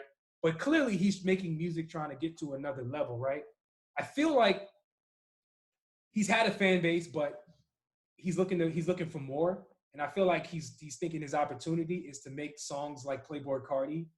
Like, bro, go and listen to a few of these songs, man. Like, bro, the song Like Pascal, shout out to Pascal Siakam, right? He got a rep for Toronto, especially the African dudes in Toronto. I get it. That song sounds exactly like a Playboy Cardi song. And while Playboy Cardi is one of the, I guess, hottest things in music today amongst the younger crowd, the very, very younger crowd, that's not a good, I think, lane that Roy Woods wants to go down, because he's just not that type of artist. So I'm here to say this album was not that good. EP was not that good. But I think he's better than this. Like, but unfortunately, what he gave us was just not that good. I'm gonna give it a C- to damn near D+, bro. Like, this was not it. This was not it. This was not it. You know what scares me? Yeah. First and foremost, let me say this. All right, let me recalibrate my thoughts. Soon we're gonna have to start saying that some type of music sounds 2010-ish. Some type of music sounds 2014-ish. Some type of music sounds 2017-ish, right? We're gonna start saying that, because we were able to say that about the 90s, late 90s, 2000s, mid 2000s, et cetera, et cetera. And typically, the people that know that your music is not resonating with the present day listeners are the producers, the executives, and the people that are involved in the music making. I'm here to tell you right now, and this is a feeling that I felt a couple years ago. I'm not sure Roy Woods' sound will resonate with people in 2020. He's one of the few people that has a sound that I think has an issue getting to, like, the next couple of years coming out.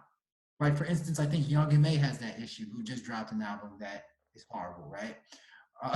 Very bad. What's that girl that dropped a bad album? Stefflon Don. Oh, that was awful. Stefflon sounded like 2013, 2014 music. I am afraid Roy Woods' music sounds like 2016, and that he will not be able to adjust to 2020 sound. That is the reason I think he went such rogue with his sound. That is the reason why I think it took him 3 years to release. It took him 3 years to release 6 songs. 3 is because he probably is. This is all speculation. I think he's not sure of his sound anymore. I think he looked at the landscape of music today and looked at what he released before and was like, I don't think it's gonna resonate with people. Let me go a different route. Let me go the Uzi Vert route. Let me go the Playboy Cardi route. Because, and I'm not gonna sit here and say it won't resonate with people. I'm just not sure. And for him, I'm pretty sure if he feels he's not sure, he's scared to bring out the real music that he's good at. That could have happened to Division, right? That could have seriously happened to Division, where Division was like, yo, our first couple of albums resonate with people, but do you think people in 2020 want to hear this? Maybe our sound is like a 2015 sound, 2016 sound. Well, yeah, that's yeah. Sorry, go ahead. Finish the thought. So I do believe personally, Roy Woods is somebody that's so into the music, somebody that is so into his craft that he gets paranoid. He probably gets paranoid to drop music that sounds like the music that he's supposed to be dropping, and just starts experimenting with stuff. And rightfully so, I get that, because I feel it too. It's a decent song, but it sounds like an old 2015, 2016 song. I'm not sure that song will resonate with 2020 people. Yeah, you're bringing up an interesting point that I think which, by the way, I believe more artists did not think like that.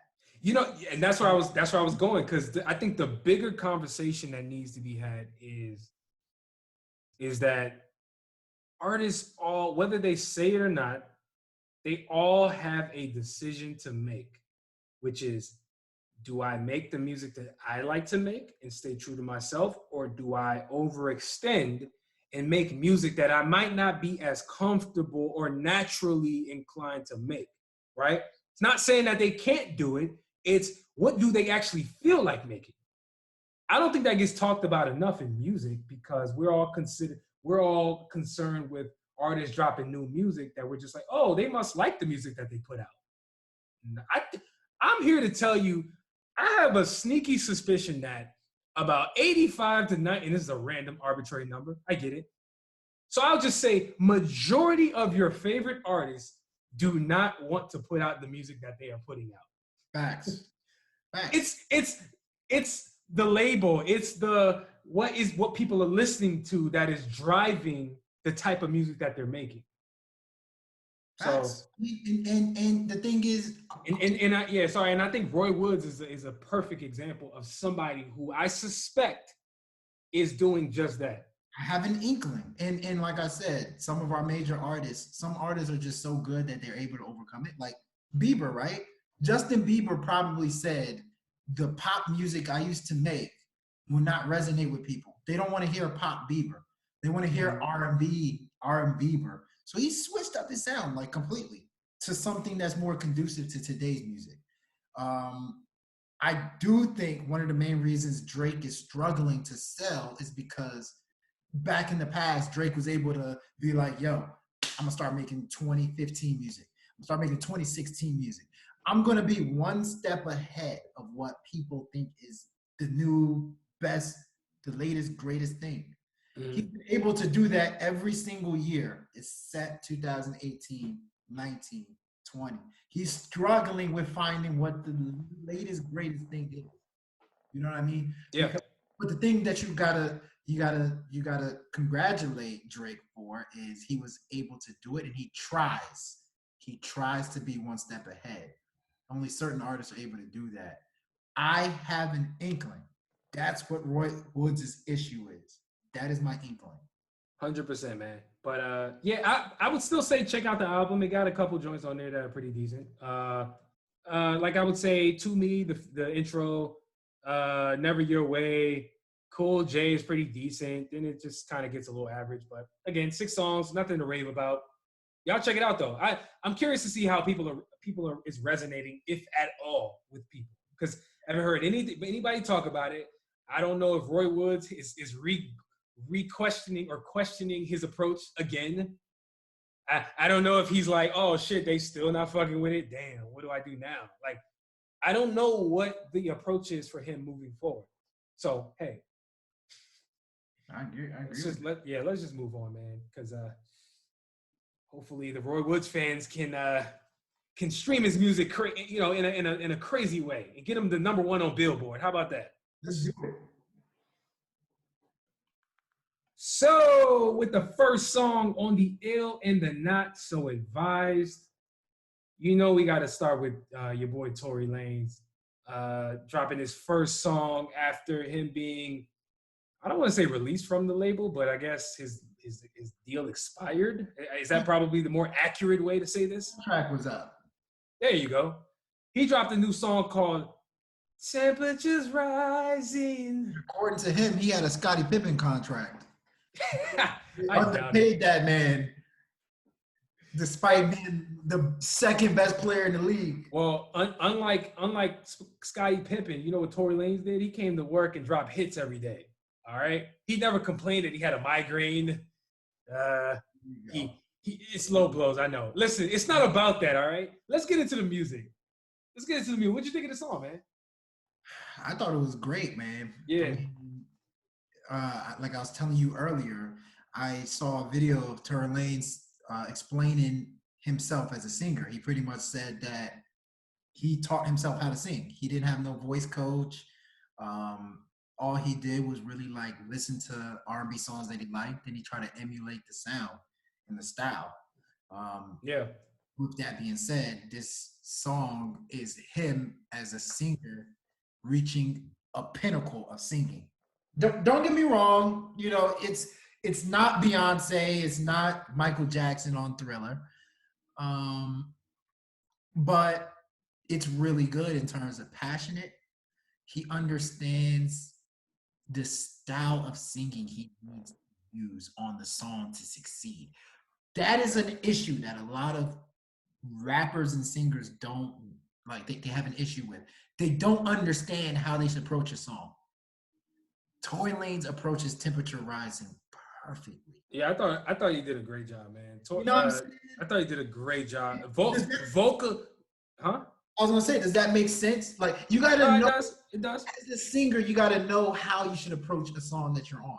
Well, I think one thing that Tory Lanez understands very well, and it's obvious to me, is he understands music structure. He understands the art of singing. He may not be the best at singing, like from an ability standpoint, but you don't have to be the best at it to still be pretty damn good. It's like, for example, this is probably gonna be a weird example, but Bruce Bowen as a shooter, right? His form was pretty fucking good, right? Like when he was spotting up in the corner, right? His favorite area of shooting, he was pretty good. He could knock down a shot. His form was good every single time, right? But that doesn't mean he was the best shooter. But he had a really good form. He understood the mechanics. That is what Tory Lanez understands. He understands the mechanics of singing, and I think that is why he excels. And so, man, Temperature Rising is a dope ass song. It was a great comparison, man. That was. Hey, thank you. Yeah, let's move on, man. Trippie Redd dropped a new song alongside of Party Next Door. The song's called Excitement. What'd you think of this, man? Personally, I thought it was okay. I mean, Trippie Redd has been in his R&B bag as of late, dropping some pretty impressive hits at that. This song was just a solid R&B radio joint. We don't have enough of those no more, right? You know them solid radio R&B joint, like groups usually were the ones that made those solid R&B radio joints. Like, remember Ideal? Whatever you want to do, that's what's up to you, whatever you want. That to me is a solid radio R&B. This song with Trippie Redd and Party Next Door is just a solid R&B radio joint that you can play. Don't even care about the words. You think it was solid? I thought it was pretty good, man. I thought it was better than solid, I should say. I thought it was better than, and it was not because of Party Next Door. Party Next Door, to me, was he kind of just went along for the ride on this joint. Like, to me, Trippie Redd kind of carried this entire song. The collaboration between the two of them was very unexpected. Like, I would never in a million years thought I would have saw Party Next Door alongside of Trippie Redd. Like, just the two don't seem to mesh.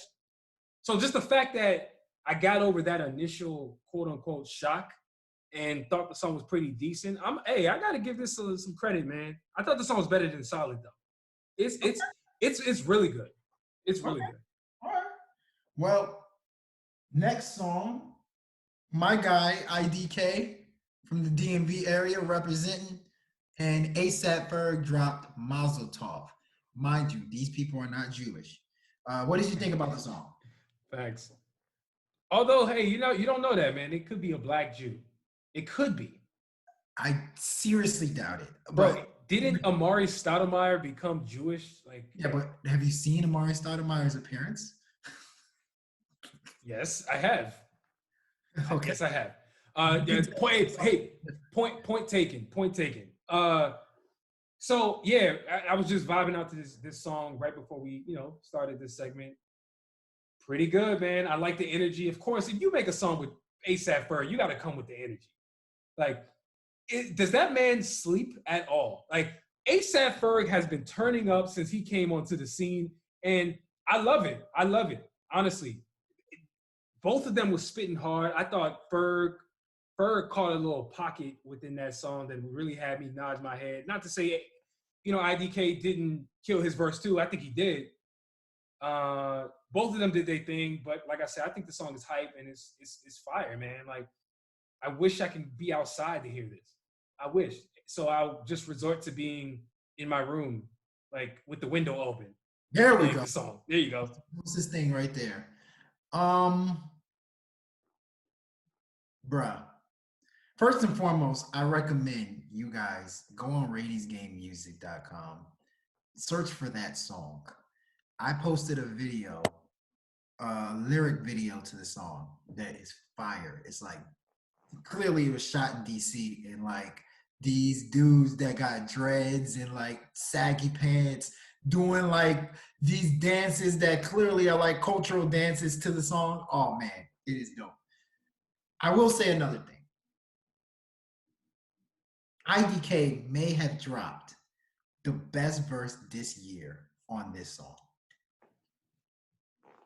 The best verse of the year? IDK may have dropped the best verse this year on this song.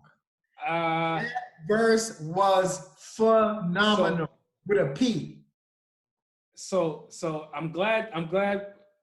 You know what? I'll let you continue. Get your shit off, man. Get your shit off. Okay. Because I want to get into the next song, because I got an argument to put up with the next verse of the year. Oh. I don't think you know what you're talking about, bro. I just looked at the agenda and I'm scared now. IDK dropped the second verse.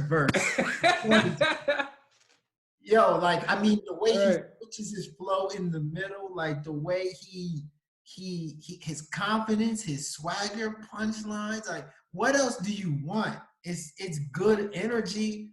And then ASAP Ferg was damn good at his verse too. Like ASAP Ferg, ASAP Ferg come with the energy, like you said, but people don't know ASAP Ferg be spitting.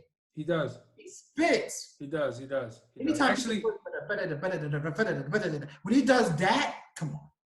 Bro, ASAP Ferg is the new age Busta Rhymes to me. He is the new age Busta. He's the new Busta Rhymes. He's the new one. I mean, except you can hear most of what he's saying, right? Unlike Busta Rhymes. That nigga, Busta Rhymes was so adamant on you not knowing what the fuck he was saying. What you talking about? He was clear as day on Light Your Ass.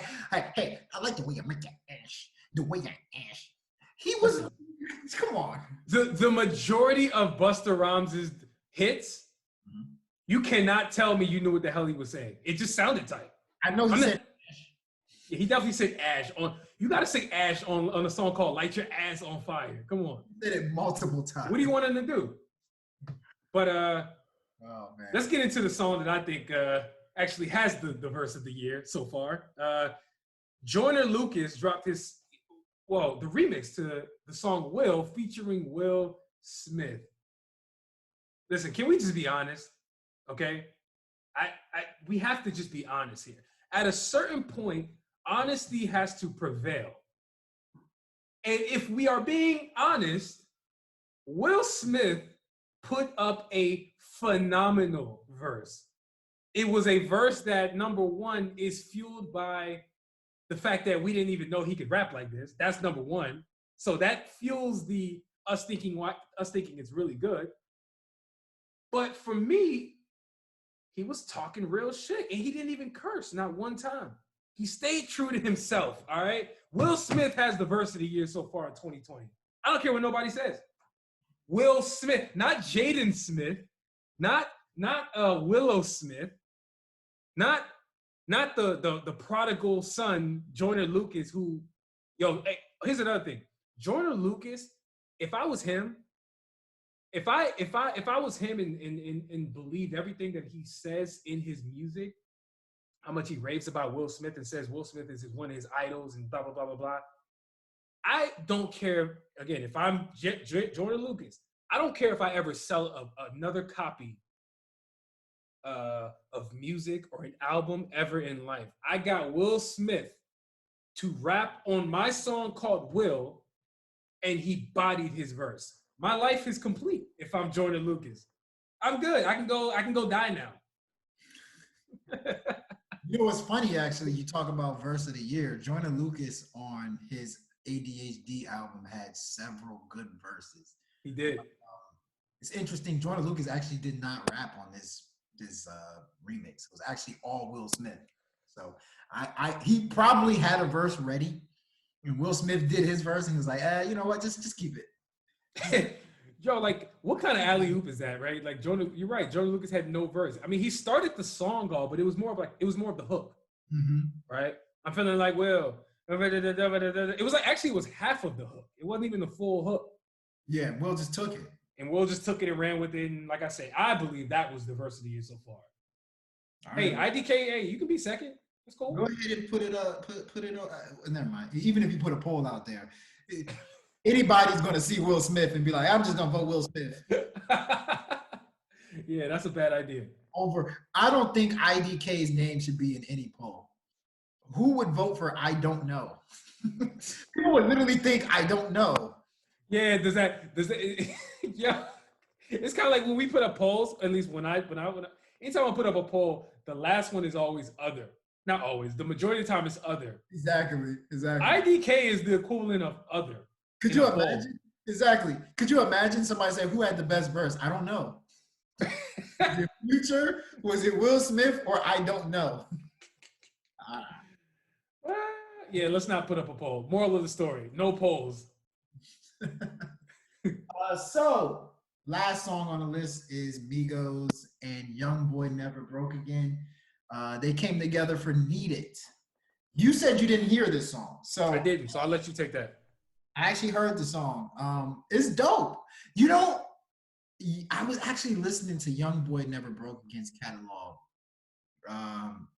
which is interesting, right? Because my heart pressure, hypertension started to just, I'm trying to keep my hypertension at a minimum because that is a risk factor with coronavirus. So I listened to a couple of his albums and I said to myself, you know what it is?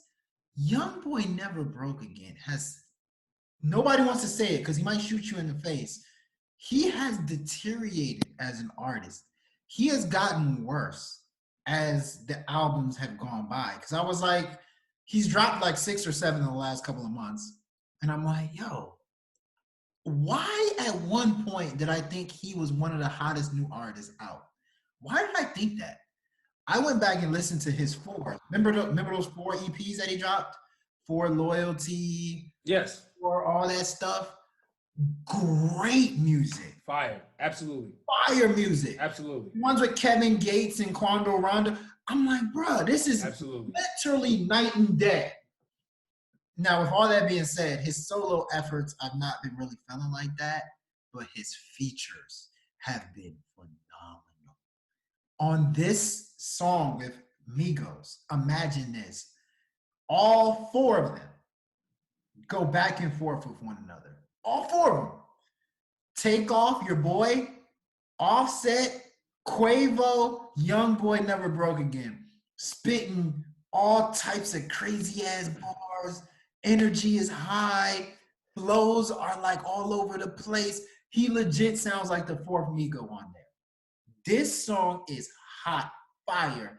And it's just a pattern. Every single song Young Boy Never Broke Again jumps on. That's any hot trap artist song that Young Boy Never Broke Again jumps on. He's been murdering it, man. Yeah, he's a beast. He's a beast with his features. he's just a beast in general. I mean, we got to keep it honest. And yeah, we have criticisms about him, and that's more about, like you said, his bodies of work. They just always kind of sound the same in a way. It's not. It's I don't know if I don't know if I can say he deteriorated as an artist. Maybe I have to go back and listen to the project that you're saying, right? Because you're right. I've been high on him. I thought he was dope a while ago, and he hasn't really shown me anything over the last few months to maybe a year that has really made me say, bro, that's why, man. Like reinforcing anything about how I feel about him. So hey, maybe I do need to go back and listen. Maybe the music does sound night and day. I'll take a listen. Go listen to those 4 EPs. Those 4, literally the number 4 EPs. It's long. Bro, that I think one of I don't remember which 4 it is, but he had a song. Was it a song or album or EP? I can't remember, man. He dropped so much music. He is literally the new age Gucci man. You can't keep up with the amount of music that he's dropping. It's like I don't have enough ears to consume all of the music that he's dropping. He is dropping rapidly. But there's a song he put out called Slime Mentality. I know that. Yeah. Bro, that song is that was the last NBA YoungBoy song, and I said, all right, man, this guy right here, okay, this guy right here, I'm ready to say has something to what he's doing, right? But anyway, man, let's move on. All right, to some songs that are not advised. Your boy Jack Harlow. Yeah, your boy. The new Jesus. You've called him Jesus on numerous occasions. I'm wondering if you still believe the man is Jesus. Because I'll tell you right now, Jesus does not belong on a segment called Not So Advised. This is the segment in which we say songs are not good, but yet the guy you called Jesus has ended up here. So bottom line, I'll say this. Yikes was okay. Like it's like, see, what I don't want Jack Harlow to turn into, which I already see this happening. I see it happening. He had one hit. Okay, he had a hit. A great hit was popping. Crossover, you can call it whatever you want. The song is phenomenal. His rapping, his bars. Oh my God. What he was spitting, like I haven't heard someone spit in a very long time. But what has he earned to have landed on a Scooby-Doo soundtrack? Not saying that it even takes a whole lot to even get to a Scooby-Doo soundtrack. How are you on a soundtrack of a movie, right? He is becoming a star too quickly, and I don't feel like he has really earned his stripes in hip-hop yet to be considered this next dude that's up. That's just how I've been feeling about this dude's music and how I see people gravitating towards him yet. The man dropped a mixtape, was it not? Not too long ago. We didn't even talk about it on this show. You know why we didn't talk about it? Because it wasn't even that tight. It had some songs that were pretty good, in my opinion. I think, matter of fact, What's Poppin' was on it. But it wasn't that good. Where is his follow-up? I just think he's becoming a star too soon, and I don't like it. I don't like what I'm seeing so far. I just don't like it. What is this show called? Ill-Advised Wise Guys. Yes, sir. And, we try to be honest, right? Sometimes we come across as ill-advised. Let's be honest. Like you said, What's Poppin' is a great song. What elevated the song was he is a white rapper that made a tight-ass rap song. Caught people's attention, The only rapper in the game right now that is younger than 22, 23 years old that can land on a Scooby-Doo soundtrack off of one track. Unbelievable. Off of one track that is not necessarily, you say crossed over. I'm not sure about crossed over. Crossed over would be something like Fuso Shuffle or something like that. That crossed over. What's Poppin' is just a song that people think is dope, very dope. I'm not sure it crossed over. No, it definitely crossed over. That shit went platinum. Like it's on every fucking playlist. It's everywhere. That joint is everywhere. I'm not sure I would call it crossover, but that's fine. Okay, all right. Let's not debate about crossover. But the thing is one song. He ended up on a Scooby-Doo soundtrack off of one song. The only person that can do that, in my humbling opinion, what I really think is a white rapper that is a young white rapper because they're more marketable and it's easier to get those type of rappers on there. And this is not a knock on him. He's just getting what is given to him, what you call white privilege, right? He's just getting what was given to him. I'm a white artist that, you know, in the end of the day, Scooby-Doo? What? Bro, Scooby-Doo? Like, are you kidding me? How are you, like, that shit angered me. How is he on Scooby-Doo the sound? He is the lead single on Scooby-Doo the movie. Jack Harlow is just as brash of a rapper as anybody else in the game. How the hell did he end up on Scooby-Doo over some of these other artists that I guarantee you were cheaper, right? But anyway, whatever the case may be, the reason I don't like this song is because it sounds so watered down. He's not there yet. Like whoever told him he's so tight, he's not there yet. You are not there yet to be taking these like movie executive doctored up songs. Like clearly it's obvious the movie executives for Scooby-Doo said, hey Jack, could you like not say any curse words? Can you not use the word cap in this song? Could you please just like ease up on the gangster vibes? And then also if you could like, you know, incorporate like spookiness into your lyrics and blah, blah, blah. I can literally see from start to finish, and that's scary. As a young artist, you do not want to start doing stuff like that because, you know, you start to look corny. But that is my beef with the song. He has earned nothing. He has one song. You said it, man. You said it out of your mouth, man. White privilege. Listen, it's ill-advised. We got to call it how it is. Listen, if that's how you feel, that's how you feel. I see, I think this is more of an indictment on the people that have been giving him. Bro, you called him Jesus. It's people like you. Come on. It's people. Nope. The way I understand you were joking, but the way you hype this song up, you make it sound like this man has next. You better believe it's people like you that have contributed to his mentality. He does have next. He don't got. She had one song. Next, he does, but there's a line. Stay in line. Like there's a line. You can't just skip the line. Like. And he just hasn't earned it. I don't believe he's earned. I don't believe he earned a Scooby-Doo soundtrack. And I can't even believe we're even having this conversation about who's deserving of a Scooby-Doo soundtrack. This is less about the fact that he's a part of Scooby-Doo and more of the fact that you have a movie like Scooby-Doo, legendary character, legendary. I don't care what nobody says. Not Ghostbusters. What the fuck am I saying? Scooby-Doo, the freaking cartoon. How in God's name is Jack Harlow the lead single? But hey, it's all good. Which, by the way, I do want to point out, Rico Nasty is actually on the soundtrack too. That made me feel a little better. Good. But at the same time, Rico Nasty's been putting in work, and like, you know, at the end of the day, like she deserves that. I'm not sure Jack Harlow deserves it, but hey, I get it. So be it. I get it.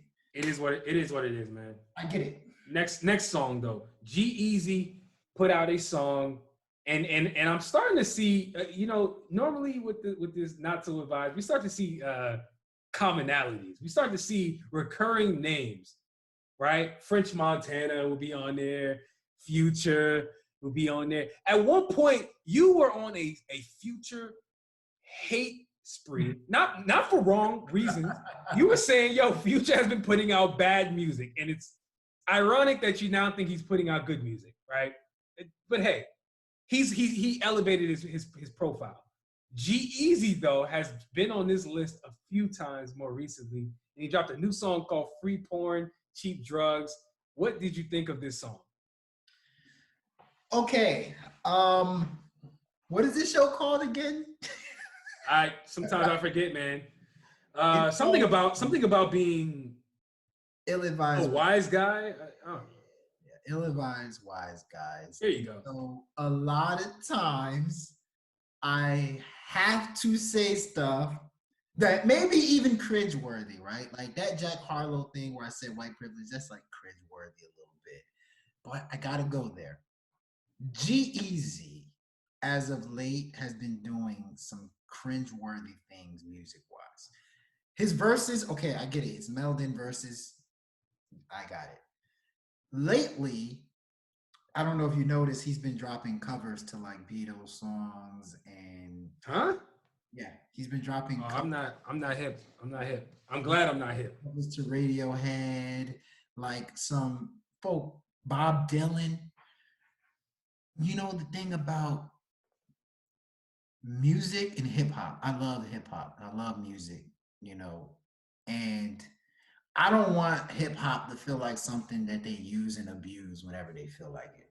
People, especially white rappers, because it's black rappers that came up with hip hop. It's a black thing. That's why black people are so defensive when it comes to hip hop. Like, don't just come in here and think that you're not gonna be for the culture, in which G-Eazy has been for the culture for years now. I don't doubt that.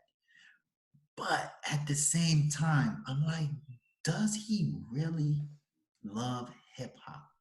When it's all said and done,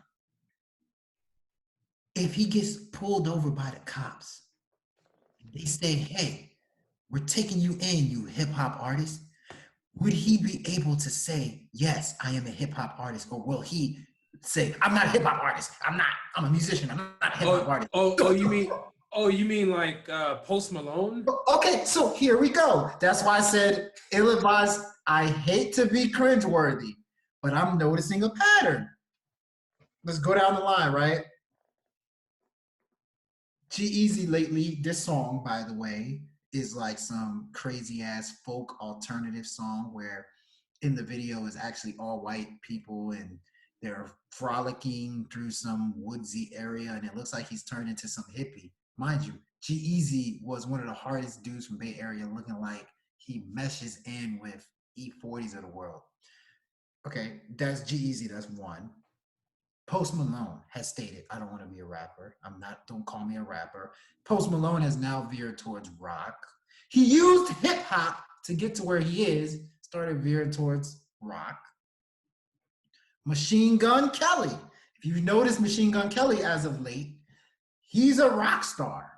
He drops rock music. He started out with hip hop. Are these white artists using hip hop to get famous, get clout? And then when they finally have that clout, are they abandoning it to do the music that they really want to make?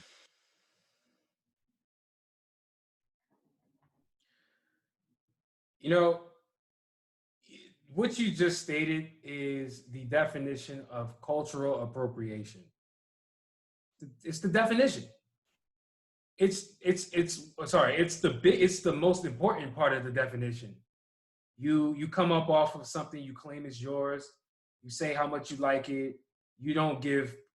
Sometimes they give credit, sometimes they don't, to the people who inspired them, and then they kind of forget what made them.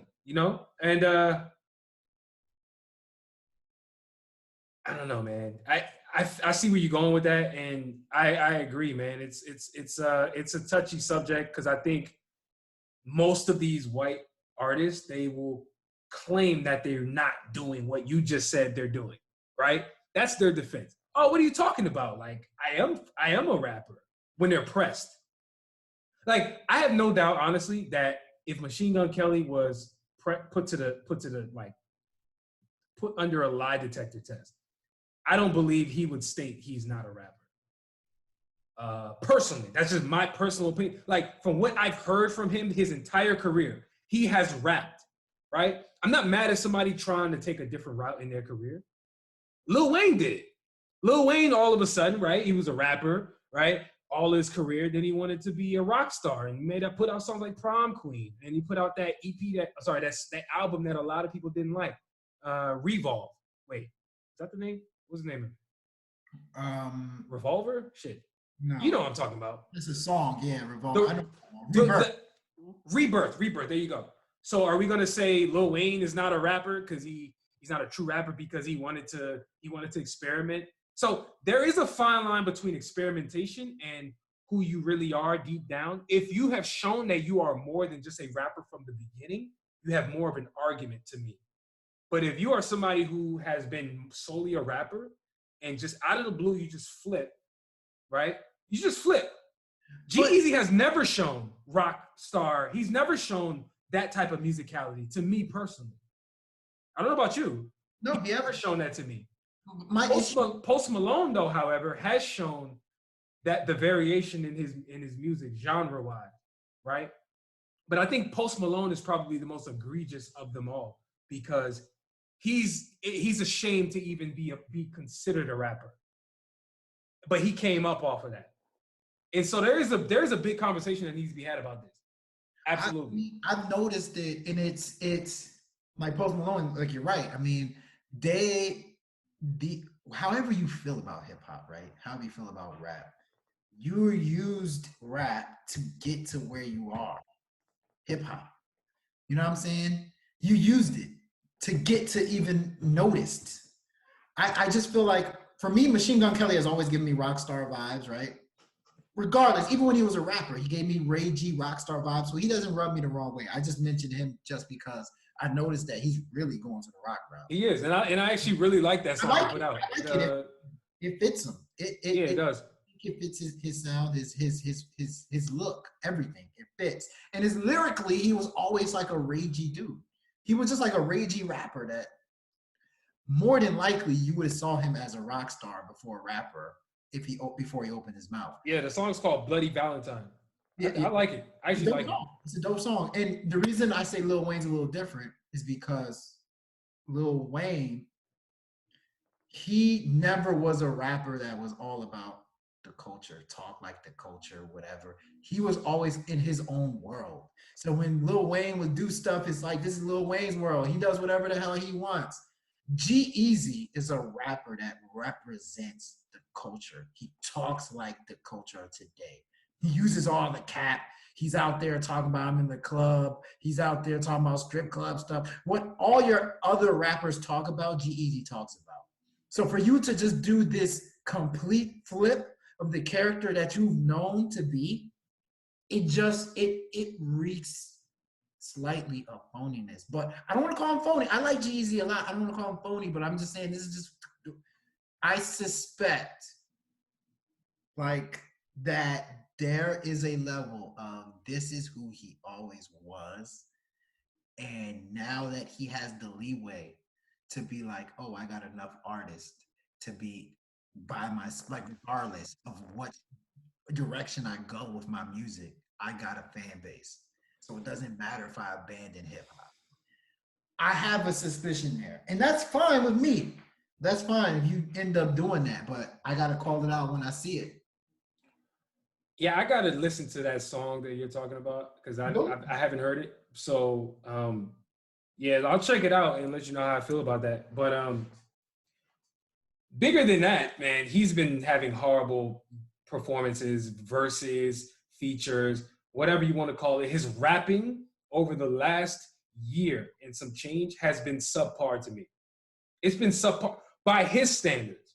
The standard that he has put out for what I have seen him do, he has not been doing a good job at rapping. He's a very good rapper. He's very good, but he's not been showing that. And once again, not to beat a dead horse, but the fact that he's been subpar can also tell you that he doesn't care no more about rap. It doesn't excite him anymore to rap. Is that a coincidence that he's putting up lazy verses that he doesn't really care Is that a coincidence? And the next thing you know, he completely switches up his complete sound and look. Bro, I don't know, man. Like I said, I'll take a look at the song and I'll let you know how I feel, man. But I don't like what I've been hearing from G-Eazy lately. I'm just letting you know. I just don't. All right, I'm with you. So, for my ill-advised thought, I want to talk about getting Pastor Mace into Hip Hop's Hall of Fame. Lord, sweet baby Jesus. I got into hip hop around 1997. At the time, Jordan was in the middle of winning his second ring. The internet just started booming, and hip hop, unfortunately, was at an all-time low morale-wise.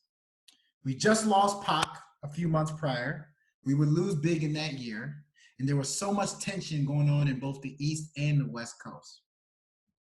At the time, gangster rap was what was cool. Like, think about it. Wu-Tang, a group that looked like 10 gangsta-ass kidnappers, were huge. Eventually, along came an artist that would change hip-hop's landscape forever. Murda Mase. Mase felt like the coolest kid on the block. Mace also felt like he was created by executives so they can sell toys off of his likeness. Mace would slap the hell out of you, but he was more concerned with getting girls. Mace was flashy. Mace was flashy. Mace was flashy. Matter of fact, I'm going to break down a verse from one of my favorite songs of all time, and that is Feel So Good by Mace. Easily one of my favorite songs of all time. So on his first verse, this is how it goes. What you know about going out head wet, red Lex TVs all up in the headrest. Try and live it up, ride into a bigger truck, piece all glittered up, sticker kid, jiggle what? Jig with the cut, sit, crisp, spit it up, hose ride, get your nut till I can't get it up. I'm a big man, give this man room. I'ma hit everything from Cancun to Man's Tomb. Why you standing on the wall, hanging on your balls, lighting up drugs, always fighting in the club? I'm the reason that they made the dress code. They figure out wow, I will wow when I'm in my French clothes. Dresses, I suppose, from my neck to my toes. Neck full of gold, baguettes in the rolls. Rec shows, collect those extra O's. Buy an E, get a key to the Lex to hold. I can keep going. It's a phenomenal verse, but you guys get my point. At the time, I was 9 years old. I heard of Alexis before, but never phrased as Lex. TV's all up in the headrest, sipping Chris, lighting up drugs. I didn't even know what hoes meant. I swear, at the time, I thought hoes, when he said, riding with hoes in my car, I thought that actually meant like he was riding around with holes actually in his car, and that was somehow tight. Mace also told all rappers to bury the hate and get to the money at the end of that first verse. A sentiment a whole bunch of rappers say now when they want to squash some beef. At the time, such luxurious rhetoric was frowned upon, but these days, every single rapper talks about how they're balling and they get just as specific as Mace. Even Casanova, one of the toughest rappers in the game right now, talks about luxurious stuff. Here's a couple more tidbits about Mace that you guys probably didn't know. He was one of the few rappers that embraced sounding like someone who was out of their league singing-wise. Matter of fact, Mace was the first rapper I've ever heard on another rapper's song sing a hook, which was Cameron, Horse and Carriage. Mace was the first person that I heard feature Pharrell singing on a song. Mace was the first person I knew who wasn't really about that life, but acted like he was about that life from time to time. Mace developed crews with his brothers and sisters. Mace sounded like all the lazy ass rappers you hear today. Mace made selling out cool. Not selling out, selling out cool. I know you guys are going to say KRS-One and all these people did everything that I just mentioned first, but let's be real. Nobody was doing it like Mason Betha was doing it. Unfortunately, Mace had a very brief rap career, but please don't sleep on the impact he had on the game. Y'all might think so. Y'all might not think so. But I think Mace deserves a spot in hip hop's Hall of Fame. That's my last thought. Very, very interesting. Well said, well stated. I think you have a lot of good points. That's a good one, man. That's a good one. I'll put it like this. I don't think anybody disagrees with you as far as his ability. Mace was a great rapper. As a matter of fact, he dissed Cameron recently, and he showed that he was still a great rapper. Right? Like, I don't know if you guys remember him and Cameron going back and forth recently, although they've been beefing for years. But Mace dropped a diss song at Cameron. That joint was good. Do you remember that? I remember. That was just like maybe a year or two ago. That's pretty good. He actually bodied him so bad. Cameron basically in a roundabout way was like, "Yo, chill." He laughed about it. He laughed like it wasn't even. He took it. He acted like it wasn't even a thing when he really got eaten alive in that verse. He really did. Besides the point, hey, Mace was dope. I like Mace a lot, but my only biggest thing with Mace was he didn't have a long enough career. He just did. He had like 2-3 years. The man really had like 2 to 3 great years. But then after that, his longevity is not conducive for Hall of Fame status, in my opinion. However, his ability is Hall of Fame status. While he was here, he was a phenomenal rapper. He's still here. I'm talking about actively in music. I'm talking about actively in music. Come on. I got you. Don't come on, don't do that. That's not what I meant. He's still here. He's still breathing. True. No, that was a good one, man. That was a good one. I can appreciate that. So for my ill-advised thoughts, I'll talk about the DMV area for a second. The DMV, aka DC, Maryland, and Virginia area has been a very, very, I think, undercovered region in music for the longest, and I'm hoping that changes soon. What sparks my ill-advised thoughts is the fact that Kevin Durant dropped a documentary recently that came out highlighting the basketball scene in Prince George's County, aka PG County, more recently. The project talked about how there's something in the water around here. There's something in the water that is breeding basketball NBA stars, right? You can go from Jared Jack, you got Victor Oladipo, you got Quinn Cook, you got obviously Kevin Durant, Michael Beasley. The list actually goes on. And even one other guy who's from this area, specifically PG County, is Len Bias.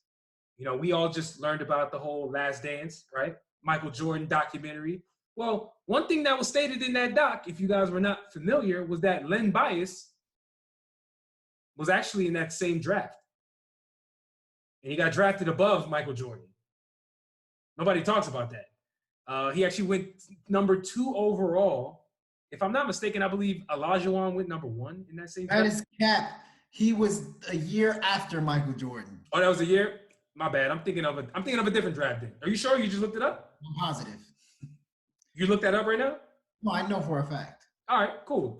Hey, thank you. So my mistake. So, but this is not about Michael Jordan Last Dance. This is more about the fact that there's something in the water around here, right? According to Kevin Durant in that doc, right? So I appreciated that documentary, especially because there's a lot of stuff that even me being from here, I didn't know. So I could see how this will enlighten a lot of people that are not from here. They may see some things that are interesting and maybe they didn't know, right? But that's basketball, right? Somehow, some way, the music scene has yet to take on another life of its own in this particular DC area. It's not because we've had a shortage of talent. I can probably say that the biggest artist in hip hop that has come out of DC that I think people know of on a wide scale level is probably, and I'm talking about hip hop specifically, not R&B, not any other genre. Hip hop is arguably Wale. But somehow, some way, there has yet to be that momentum that has really brought this area to life. So I bring all that up to say, on that documentary, we had a song that was highlighted called 495. 495 is a song that came out and it featured a lot of talent from this area. You got IDK. We talked about him a little bit earlier on the show. He dropped a song with ASAP Ferg. Hopefully it gets some buzz. Also on this song called 495 was had features from Rico Nasty, Young Manny, Big Flock, Big Jam, Weezy, who's from the Backyard Band, legendary go-go band out of this area, with production from Juicy J. Juicy J. Not sure how that happened, but hey, shout out to them. It was a dope song. I really enjoyed that song. So with that being said, listening to that song and enjoying it a lot made me think, man, why has the DMV area not really taken off musically, at least collectively? There hasn't really been a real movement the way in which you see these other areas, right? New York, Atlanta. You could even argue the Florida movement with the new school dudes like Denzel Curry, XXXTentacion, Kodak Black. A lot of these younger artists have been, they've shown camaraderie on their come up, and as they've been elevating and showing their brand and their profile, the music taking off, and everything just getting bigger. For whatever reason, this DMV area has yet to show that same type of profile and platform to get artists to that next level. We got a few that's bubbling. But I'm hopeful that with more light being shined on this area, specifically IDK, because I'm noticing that he's getting a lot more traction more recently. I'm hoping that he can really bring some people up, man, because I think it's high time that this area, the DMV area, gets some more shine, man. I'm hoping to get some more shine pretty soon, because it's not because there's a lack of talent. Let's not get it twisted. Just because the area hasn't popped doesn't mean there aren't people popping. It just means something is wrong with the collective unit that is breeding talent in this area. So while, according to Kevin Durant in that doc, the DMV area, specifically PG County, is known for the basketball players and getting to the NBA, I'm hoping that the music can catch up to that, the legacy that has been made from a basketball standpoint. So that's my ill-advised thoughts, man. Very DMV heavy and DMV centric, but I'm seeing some traction, and I'm hoping that things can change, man. I'm hoping. That is pretty deep, man, because I agree with you. I've obviously lived in this DMV area for 98% of my life, and there was never a time where I could say like the DC music scene was like a top 5 music scene for hip hop. It just never was. There was always some artists that we had that were really good, like Wale went it down for a while. Gold Link is great. There's never been a time where it was just like, yo, we just keep breeding these new great artists. And the artists in DC are really good. They're very versatile. Very versatile, very good. And so I'm hoping that, we get a lot. We will have our time one time, Yeah, we'll see, man. We'll see. We shall see. All right. But that's my ill-advised thoughts. Like I said, I think it's time to get up out of here, man. I think so too.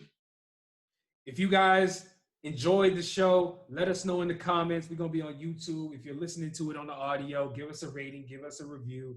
Like we said in the beginning, it helps us grow. Follow us on the socials. The socials is really important. Really important. Yes, sir. We appreciate y'all for joining, though. And wash your hands and stay 6 feet away from people, and don't touch grocery that you don't intend on buying. And stream church. Stream church. Stream. Hey, who's the atheist now? Stream it or skip it. Uh-oh. See? Look what you're doing there, man. I'm Anyway, we need to don't do it. The line to plateau, my brother. We need to plateau. I want to go to the club. That's a fact, man. But anyway, yeah, let's get out of here, man. Peace, y'all.